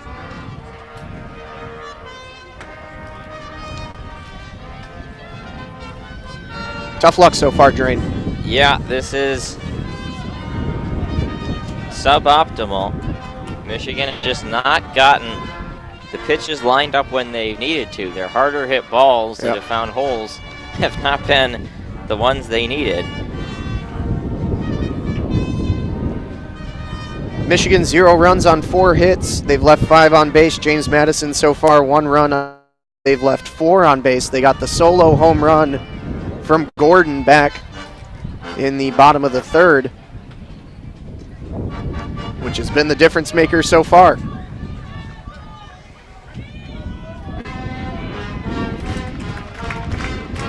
Megan Bobian back out to the circle. It was a 1-out solo home run. She settled back down, gave up a single, but got out of the inning. Again, you'd like a quick inning here for her. Contact early in the at-bats. Sitting on 74 pitches right now. It still feels like a game very much within Michigan's reach, obviously. But Bobian will need to continue to shut the door here on James Madison to keep it close.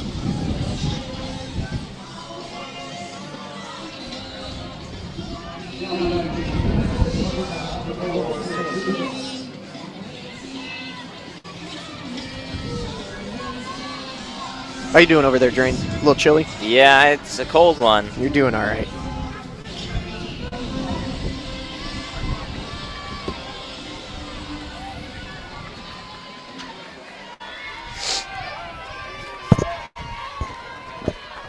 Jubis gets ready to take the first pitch, which is down in the dirt. Struck out looking in a lengthy at-bat. Her first time up back in the 2nd, leading off the bottom of the 4th now. Swings and hits that one to left. This one's trouble, gone. And the power hitters for James Madison coming through, and it's 2-0 Dukes. That one a no-doubter. Yeah, that one was right on a line. And that now her 14th homer of the season. Well, we talked about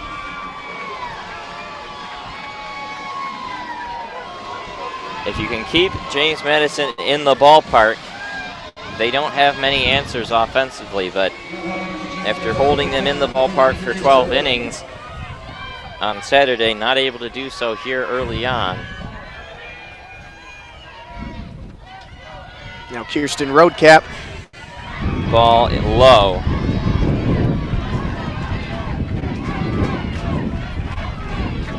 Two to nothing James Madison here now in the top, or the bottom of the 4th, I should say. That's the 5th hit of the day for the Dukes. There's a strike.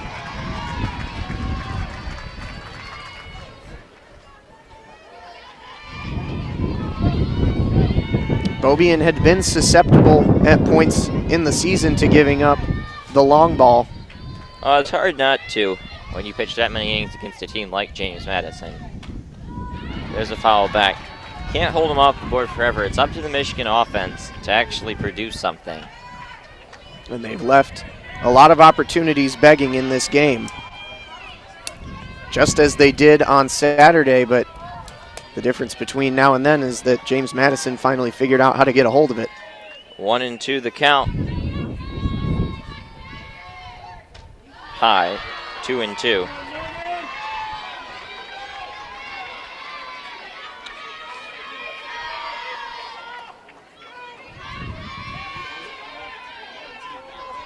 Bobian twirls that ball in the left hand. Swing and just getting a piece. 2-2.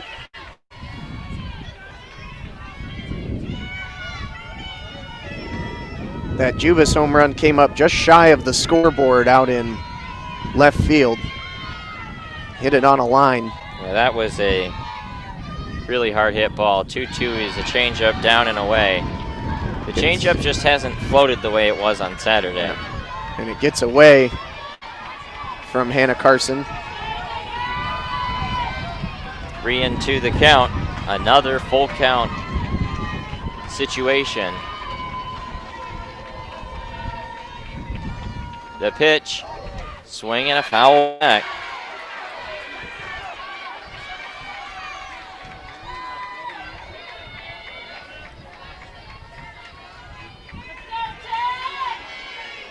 Again, James Madison has been extending these at-bats, has been working the pitch count for Megan Bobian, making her work harder than she had to on Saturday. 3-2, swing and a high fly ball into shallow center field. Peters is there, and there's one out in the inning.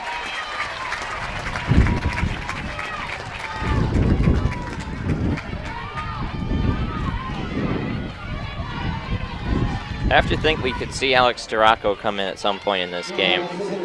Yeah, and especially if you're looking with an eye to a potential 7th game.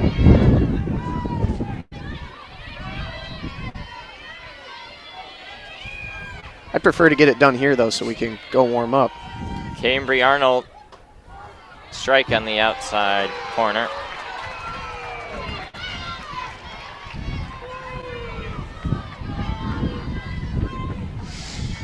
Arnold so far on the game had the single That was back in the 2nd. Nubber up the middle. Changeup sails high. Jammed it right at the second base bag.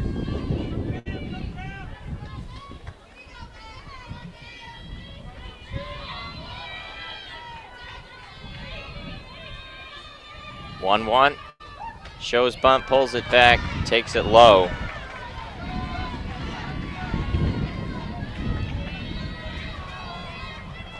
Compact strike zone against Arnold.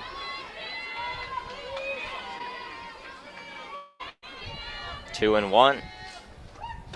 Down in the dirt, 3-1. Need to put it over the plate. Yep. No power here. The only player in this lineup with no power. Yep, Arnold 0 home runs. Just 1 double and 2 triples. 3-1. Swinging a foul ball. Get it back to 3-2.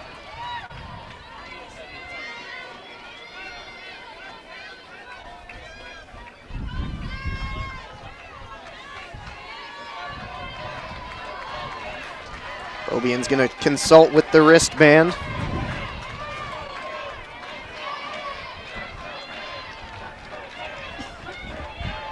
Three and two on the way. Swing and a chopper to short. Rodriguez, quick play across the diamond to the out. 2 outs in the inning.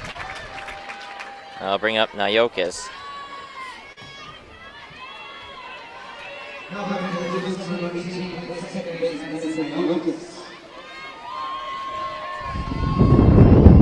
Nayokis had a pop out. To the catcher, Carson, first time up. Yep.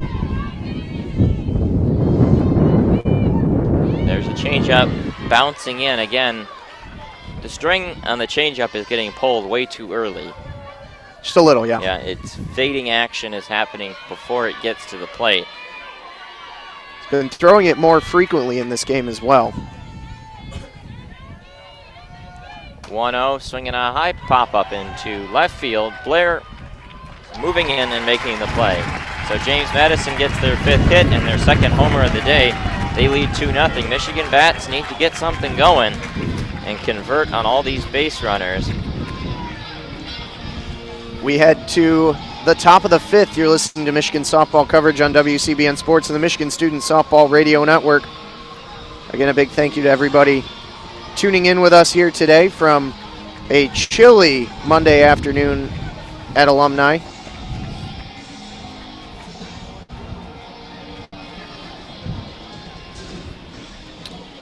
Two to nothing Dukes, who finished the season in the NCAA rankings at number 16. Michigan finished at 19, but the difference maker in terms of hosting is that RPI number. Yep. We mentioned it on Saturday, but Drain's interview with Carol Hutchins on Wednesday last week Yep. said that she really thought that James Madison should be a regional host and deserve the opportunity to do so. They are an extremely strong team. Well, you look at the game summary so far through 4 full innings. James Madison hitting .313, Michigan .308, both teams 2 walks, both teams 5 left on base for Michigan, 4 for James Madison, 3 strikeouts for James Madison, 2 for Michigan. I mean, it's almost identical offensively. The only difference, 2 home runs for the Dukes, none for Michigan. Yep. It's going to be 9-1-2, Rodriguez, Canfield, and Peters here in the 5th. Michigan's got 9 outs to work with to try and make up a 2-run deficit.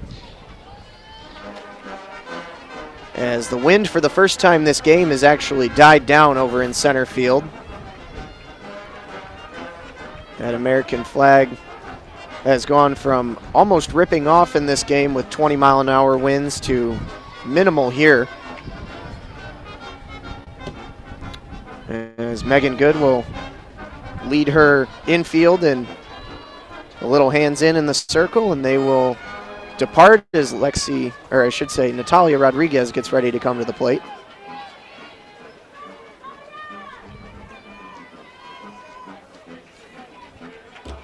TV timeout, just waiting for the okay. Rodriguez hit a seeing eye single to left her first time up. That was another scoring opportunity for the Wolverines when Peters hit one to about the same place, but File was able to pluck that line drive out of the air to end the inning back in the 3rd. Michigan's continued to threaten here. They've done enough. Shows bunt and lays it foul. They have pushed Megan Good about as far as they can without putting a run across.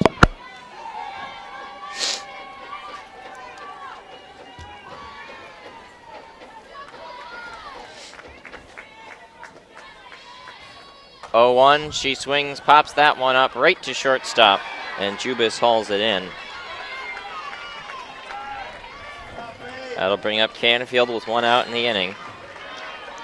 And a quick out, as Good has also done a good job of preserving her pitch count here so far, just 64 pitches. Well, Michigan's likes the pitches they've seen. They've made a lot of contact, but again, it's just like the game the other day, either soft pop-ups in the infield or ground balls. Canfield had a line drive single. That was the hardest hit ball Michigan's had all day. You take strike 1.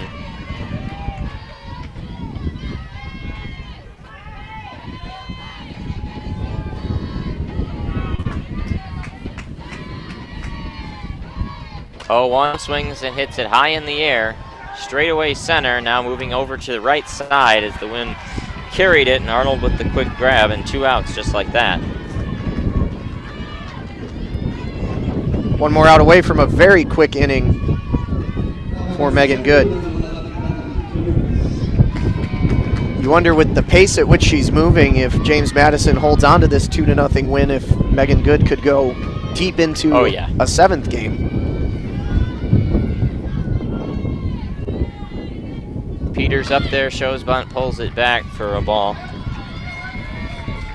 As a fly out to left and that hard line out to File at 3rd.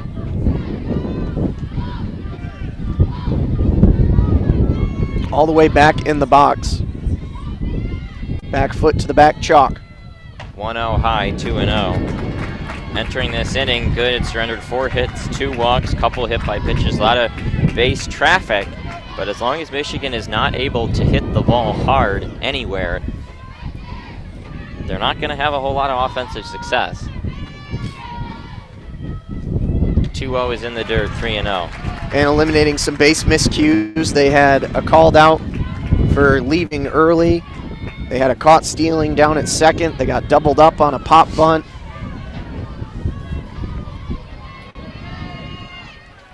Three and 0 the count.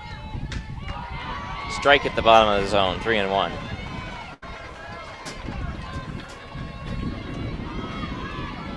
It's all got to start with base runners.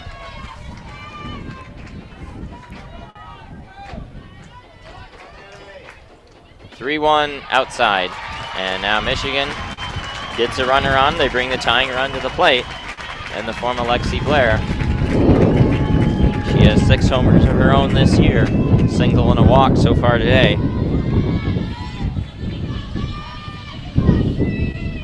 If she hits a home run, I'll call the rest of the game in a t-shirt.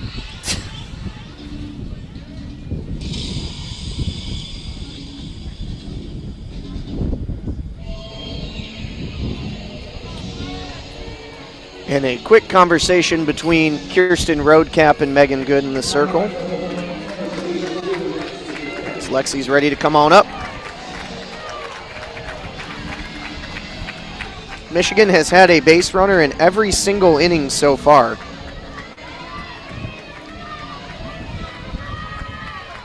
They've left 5 on in total. First pitch to Blair is inside.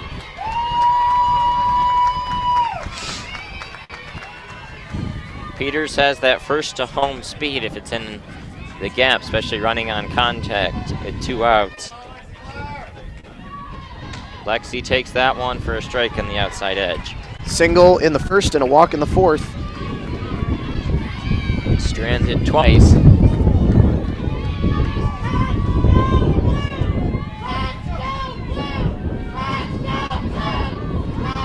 One outside, 2-1.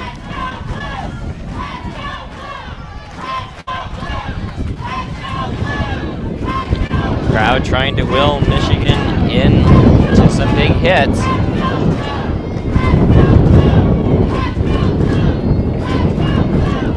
As the wind gusting back again. 2-1, she swings, hits that one to second. They flip for the force one, relay to first. They didn't need it.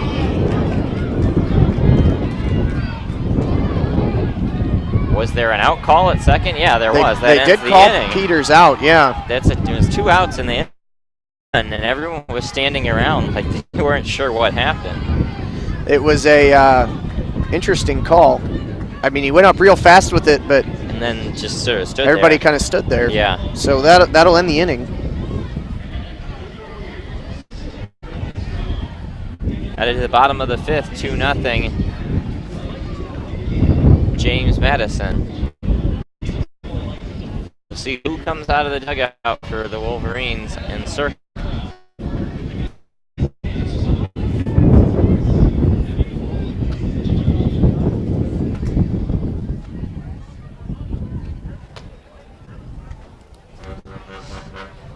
Yep. This game's moving fairly quickly. We're at about the hour-and-a-half mark, a little over, as we move to the bottom of the 5th. If there is, in fact, a Game 7, it'll be just a short break after this one, and then we will be right back with that winner-take-all game. Bobian is out of the dugout.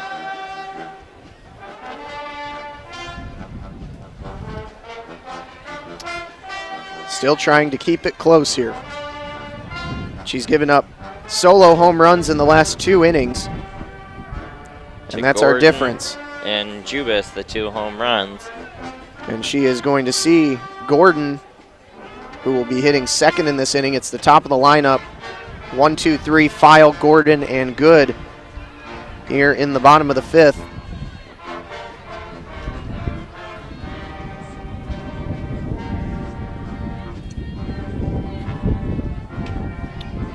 James Madison still has not seen Alex Storacco. Michigan still has not seen Odyssey Alexander. I don't know if that's going to change at all. If these two decide to go as long as they can possibly go. We saw Texas this weekend had a pitcher go 440 total pitches on the weekend. Pitched some 20-odd innings of softball. As Texas narrowly escaped their own regional. Yeah. With some troubles against Sam Houston State. They took it all the way to Game 7 against Houston. File gets ready to lead off.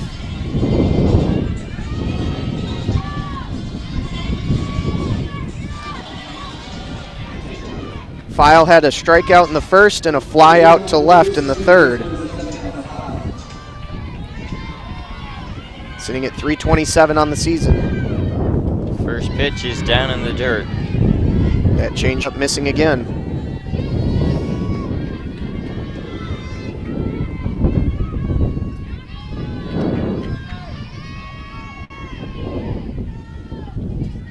One out. Strike on the outside corner.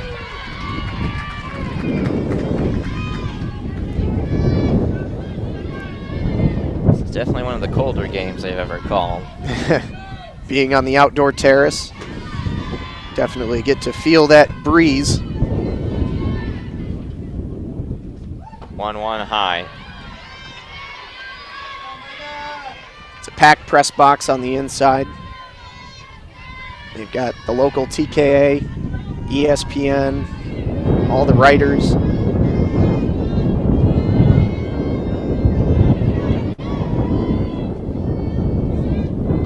One is a called strike, 2-2. Checked the swing, but got the called strike anyways over the plate.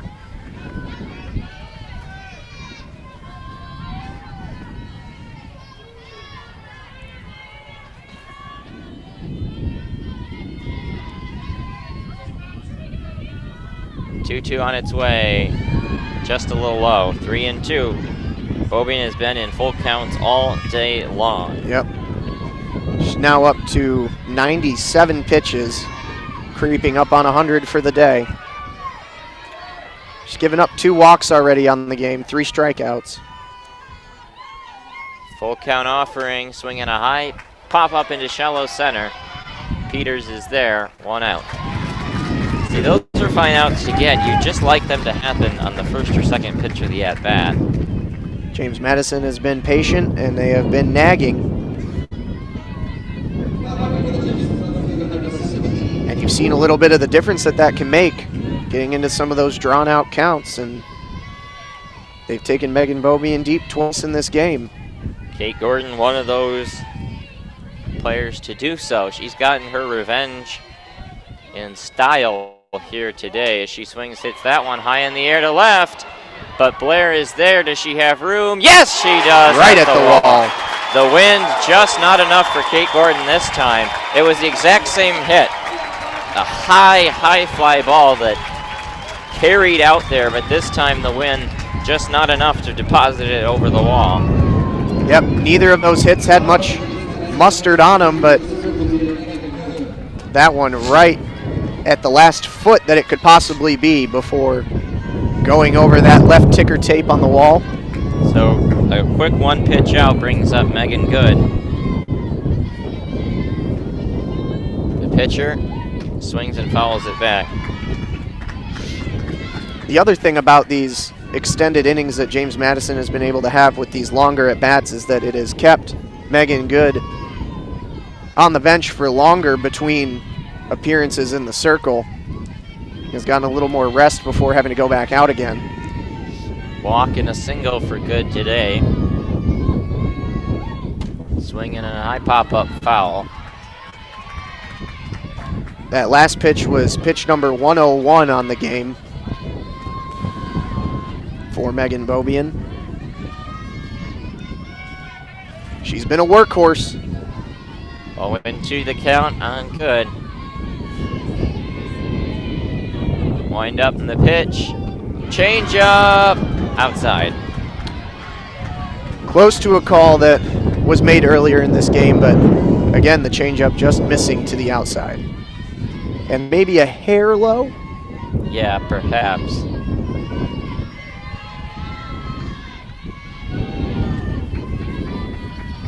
One and two the count. Swinging another pop-up foul. And another battle of an at-bat.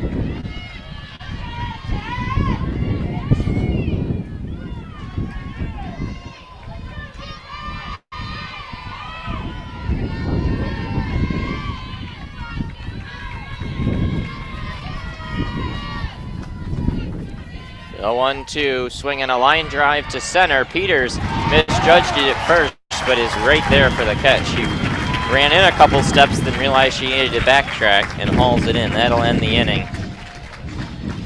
Beaubien gets her first 1-2-3 inning. It wasn't the easiest, but Dukes get a few off the ground and 3 flyouts to end the inning, including one that just nearly got out again, but the game stays 2-0 in favor of the Dukes as we head to the top of the 6th. You're listening to Michigan softball coverage on WCBN Sports and the Michigan Student Softball Radio Network. Michigan 9 base runners through 5 innings, but only 4 hits and all have been singles, and that's been their issue. Well, if there is a Game 7, the one thing that we learned in the game on Saturday is, and this is something Carol Hutchins talked about in the post-game report, where she thought Megan Beaubien got better as the game went on. And whereas Good in some ways got worse as the game went on. Got a little more worn down. Yeah. Something to monitor as we move forward. Michigan needs to scratch across at least 2 runs before 6 outs get recorded.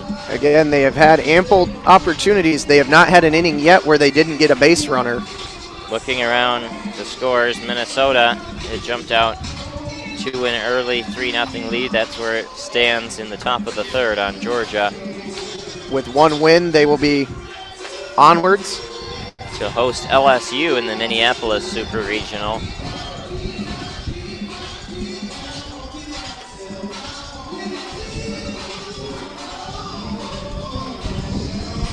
This is a women's college or softball tournament that has featured a lot of competitive games.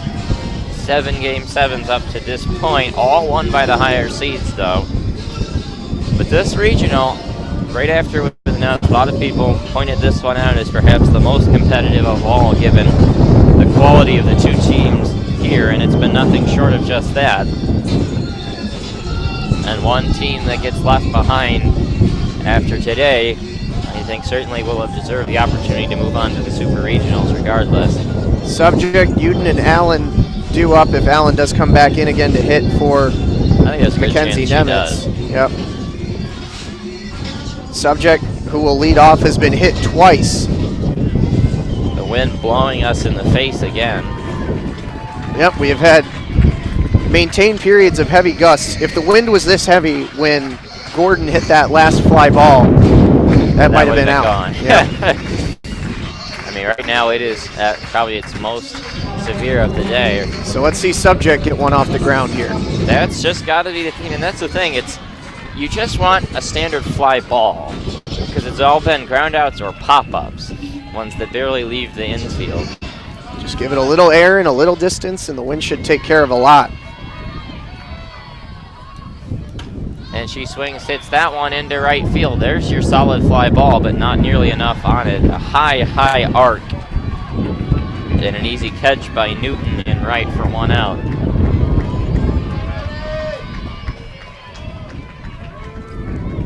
Michigan going after it early in these at-bats.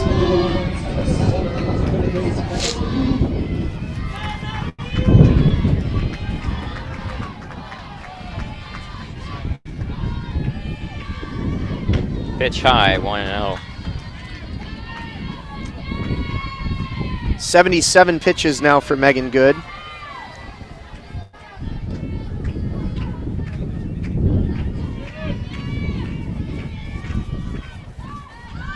One to 0, that's a good bunt. Uden goes down to first though, and the throw is in time. Tried to fool him there, but it didn't get far enough away from the plate. It died in fair territory, which is what you want, but you want it to be 2 or 3 steps in front of home plate, not one where the catcher is able to grab it on the first pop up out of the crouch. And now Lou Allen comes back up with 2 outs quickly in the inning.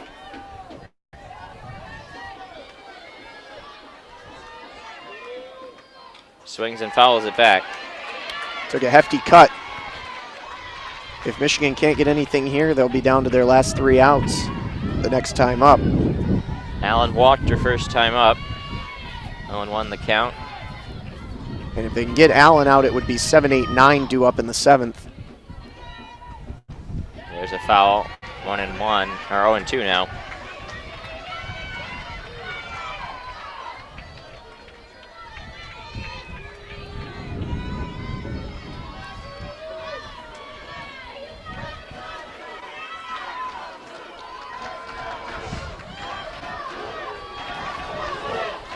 Oh, and 2.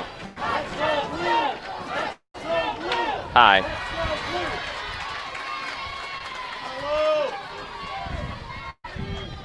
The difference in this game, a pair of solo home runs so far from Gordon and Jubis. As we sit 2-0 here with 2 outs in the top of the 6th. 1-2 gets a piece.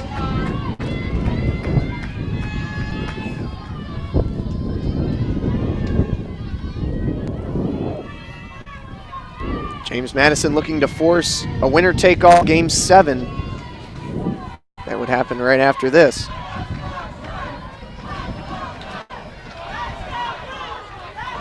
One, two, outside, 2-2. It's a good pitch. Again, just missing. Gutsy take from Allen. He is to live and fight another day.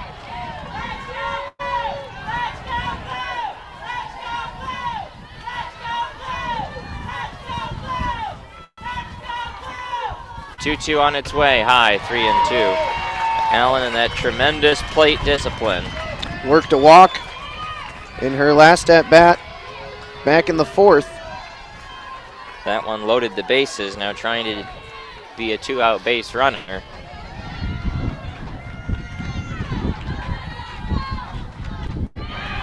Strike 3 on the outside edge. That's a good pitch from Megan Good, and she gets a 1-2-3 inning. So both pitchers get 1-2-3 innings in the 6th. And that'll send us to the 7th. First time that either pitcher had gotten 1-2-3 all game.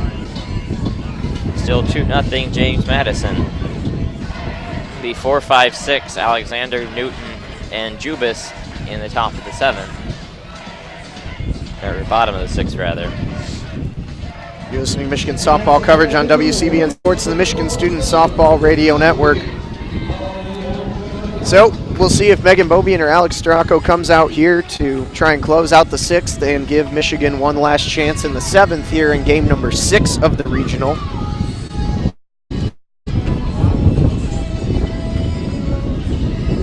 It will be, if James Madison holds on, about a 30-minute break between the two games to clean off the infield. And we'll be right back here with trip to Los Angeles on the line. And it will be Alexander, Newton, and Jubis due up here 4, 5, and 6. As we have just hit 2 o'clock, we're nearing the 2-hour mark of the game.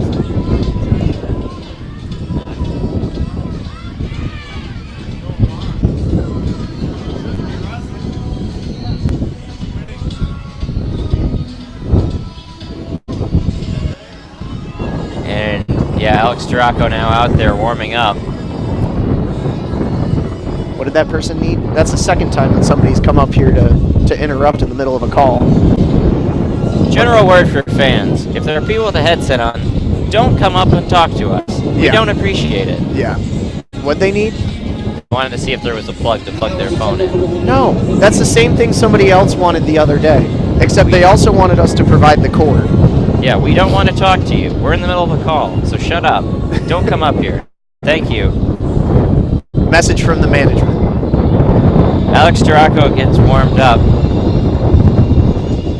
She faced James Madison back in early March and was very strong. Kept him scoreless through 8 innings and then finally cracked in the 9th. I had to get to my mute button before that sneeze came. Couldn't do it. Probably pulled the shoulder blade in the process. We're all good. We're a rambling wreck out here today.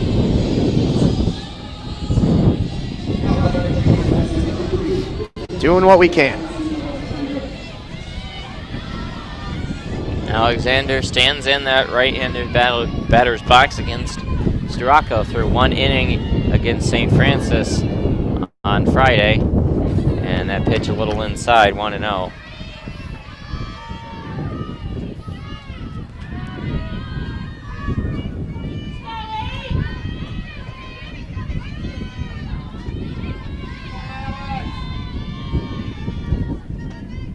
There's a called strike off speed. Froze Alexander. First time that anybody in this James Madison lineup will have seen Alex Stracco here this weekend. And that one fouled back.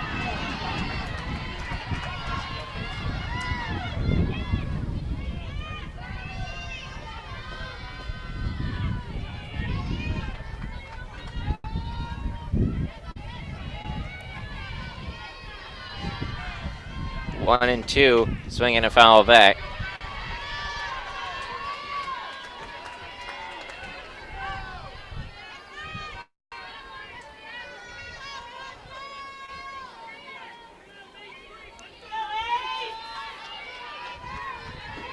Twirling that ball in the right hand is Storako. Swinging a high pop-up into shallow left. Rodriguez backing up and makes the play. That one had a little action on it as she was nestling underneath it, pulled her back a half step, but made the grab. Storako notches her first out.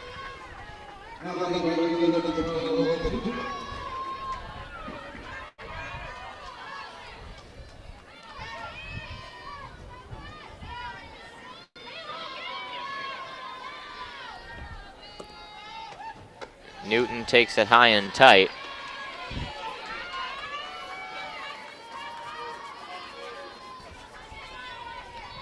Newton had the ground out to first and a strikeout looking in the second and third. Hitting .398 on the season now. 1-0. Down in the dirt, 2-0. As those two at-bats today have just brought her average below 400.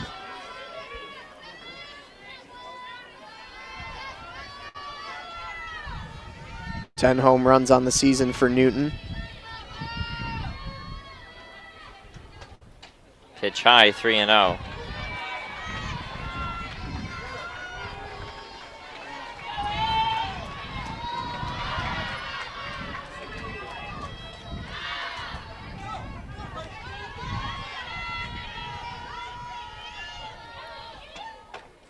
And a ball four. 4-pitch walk.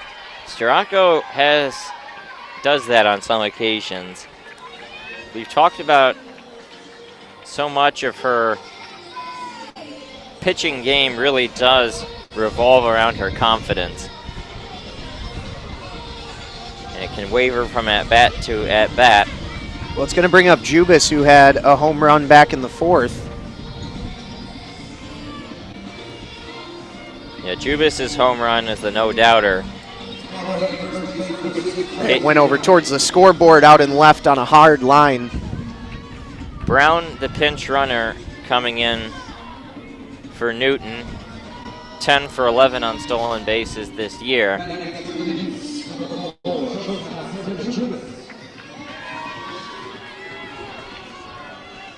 Looking to add on to a 2-run lead. First pitch to Jubis is a called strike.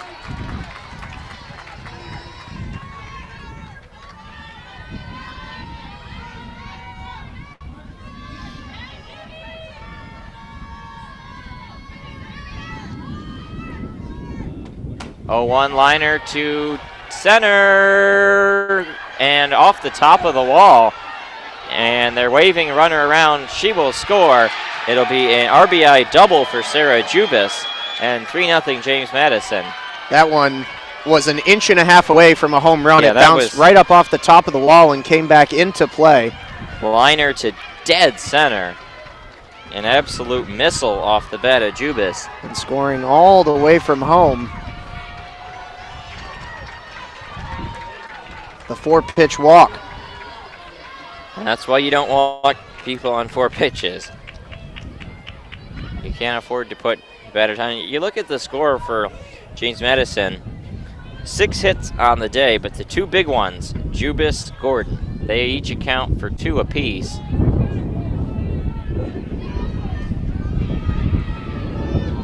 A long conversation from Laporte about something. Carson also went out to visit Storako. Well, this is why you like to get Storako in the game now. Break her in. And give her a first real test.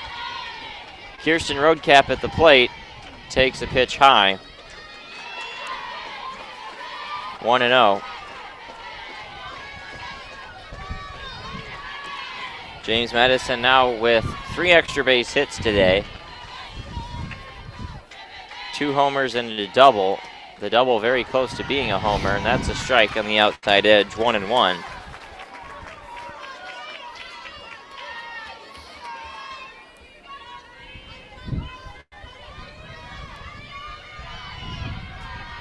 The gap widening here.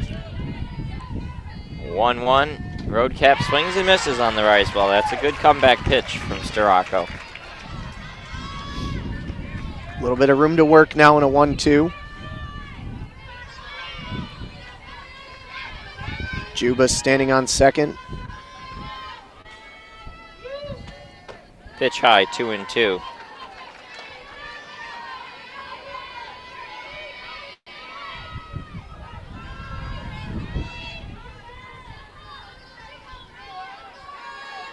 Storako steps on.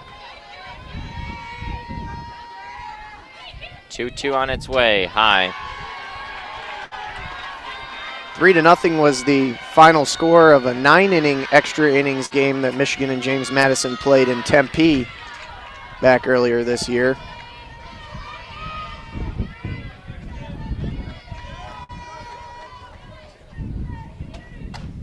And there's a liner foul down the third base side. Hit hard and on a rope, but just landing a few feet over from the chalk.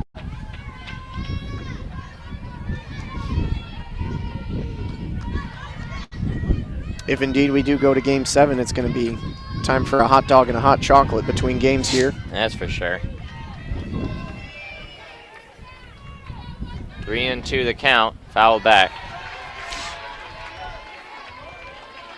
Poor little drain sniffling over here. You've got your mute. Yeah. As needed. Feel free. Here you go.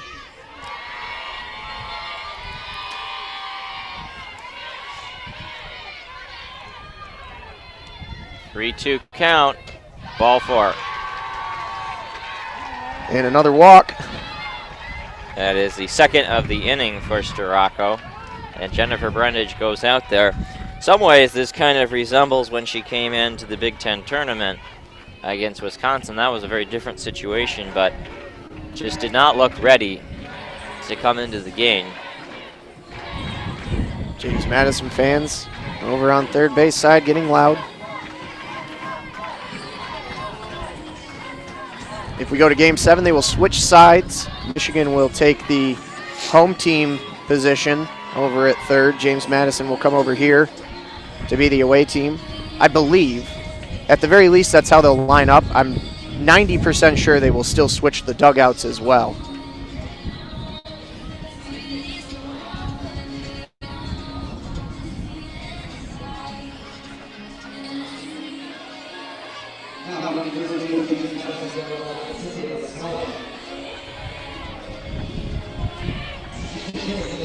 And we're going to have a pinch hitter here for Cambry Arnold. See who we have coming in. It's Victoria Looks like it might be Figueroa, yeah. Yeah, pinch hit the other day.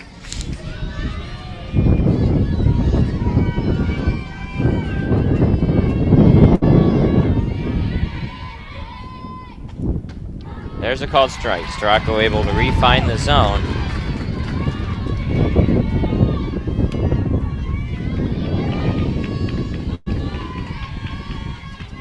Needs 2 outs, runners on first and second here.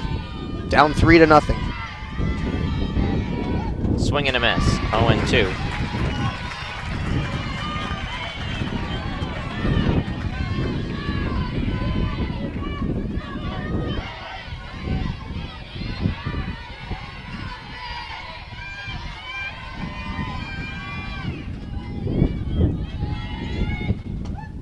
There's a grounder right to third, throw to first for the out.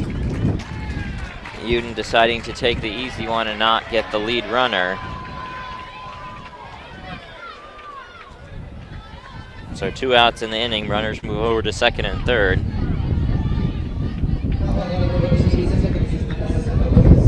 Now bring up Nayokis. The wind back blowing in our face. Nayokis had the pop out to the catcher and a fly out to left in the second and fourth. Hitting .329 this year, 6 home runs, 30 RBIs. 1-0, called strike on the outside edge.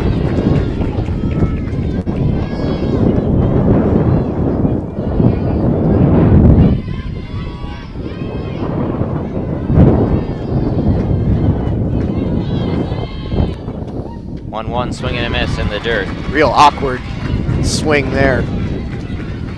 With a little jump skip at the end. Yeah. 1-2 the count.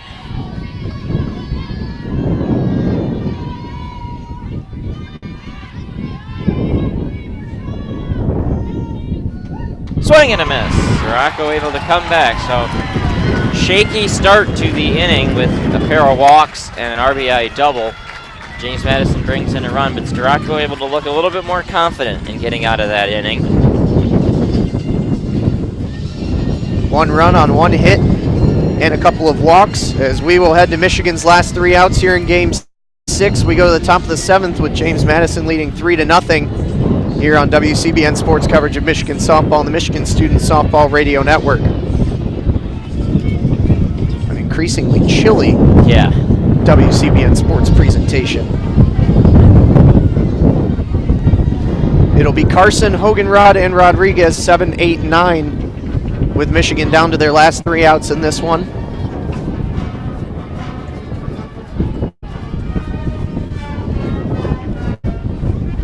And if James Madison holds on, we'll have a short break and we'll be back with a winner-take-all Game 7.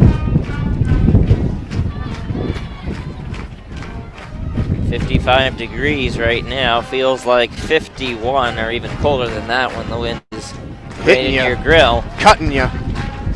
Blowing 15 miles an hour. James Madison trying to force the 8th Game 7 of this tournament. Minnesota leads Georgia 7-0. The Gophers bashing the Bulldogs and look to be coasting to the next round.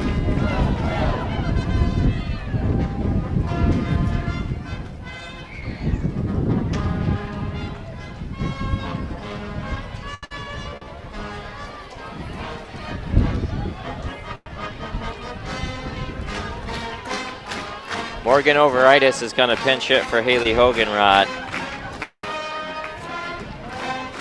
as the second player up in this inning. And you have to think there could be a pinch hitter for Natalia Rodriguez too, if there is a scenario where runners are getting on base.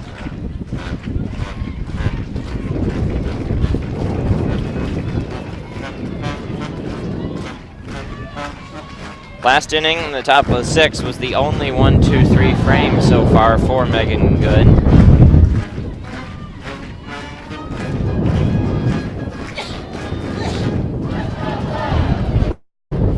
Made it to the mute before the sneeze that time.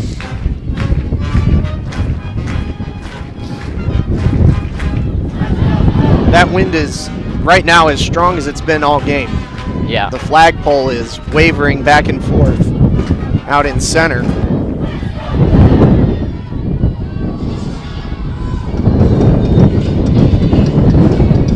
Carson, 1 for 2 today, a single and a pop out to short.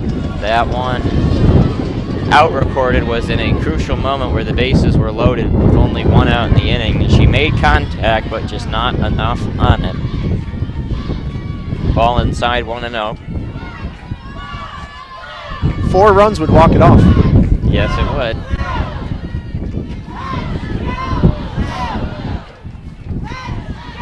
Load them up in a grand slam for Canfield. 1-0 strike.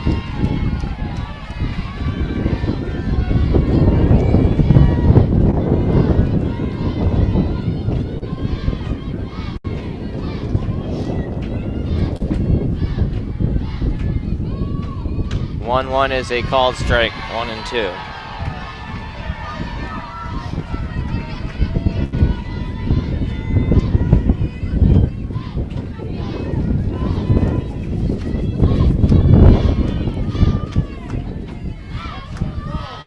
One-two count. Swing and hit that one into shallow. It's gonna drop. Shallow left center in front of Cambry Arnold, and Michigan the leadoff runner on in the form of Hannah Carson. And that brings Morgan Overitis to the plate. That's a start.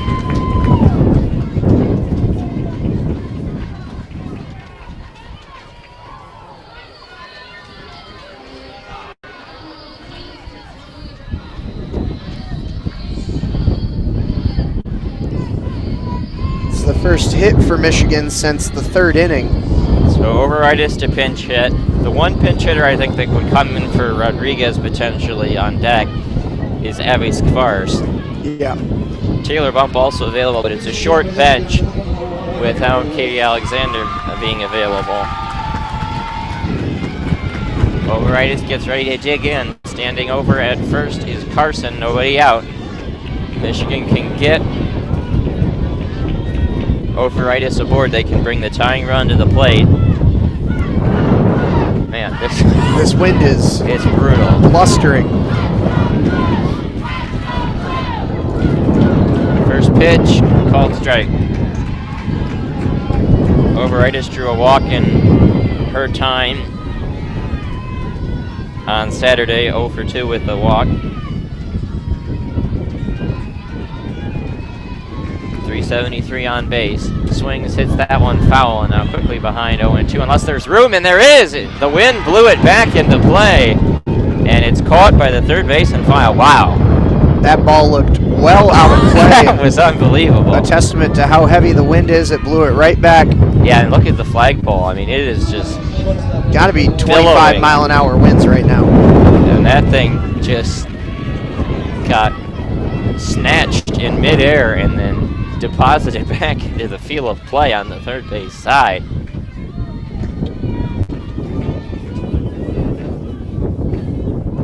Rodriguez takes strike one. Had a single back in the third on a line shot between third and short, and then had a pop out to shallow left field that was collected by Jubas. 0-1, Rodriguez fouls it off, and now it's 0-2. Man, the wind right now is the hardest it's been all day. Yep. Just roaring. Flag on the flagpole, yanked around. 0-2 the count on Natalia. One out in the inning, runner on first. Ball outside. That's a tough take. Yeah. James Madison thought they had a backwards K there. Certainly looked possible.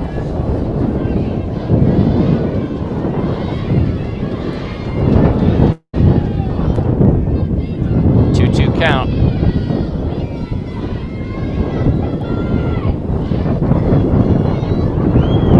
Swing and a miss. Pitch in the dirt. Said foul tip into the glove. Oh, well. 2 outs in the inning, and that brings Faith Canfield up.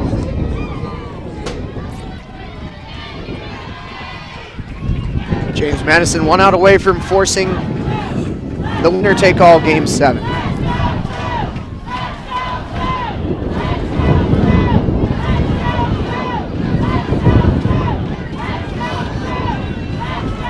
First pitch, Canfield swings and misses. Took a big cut.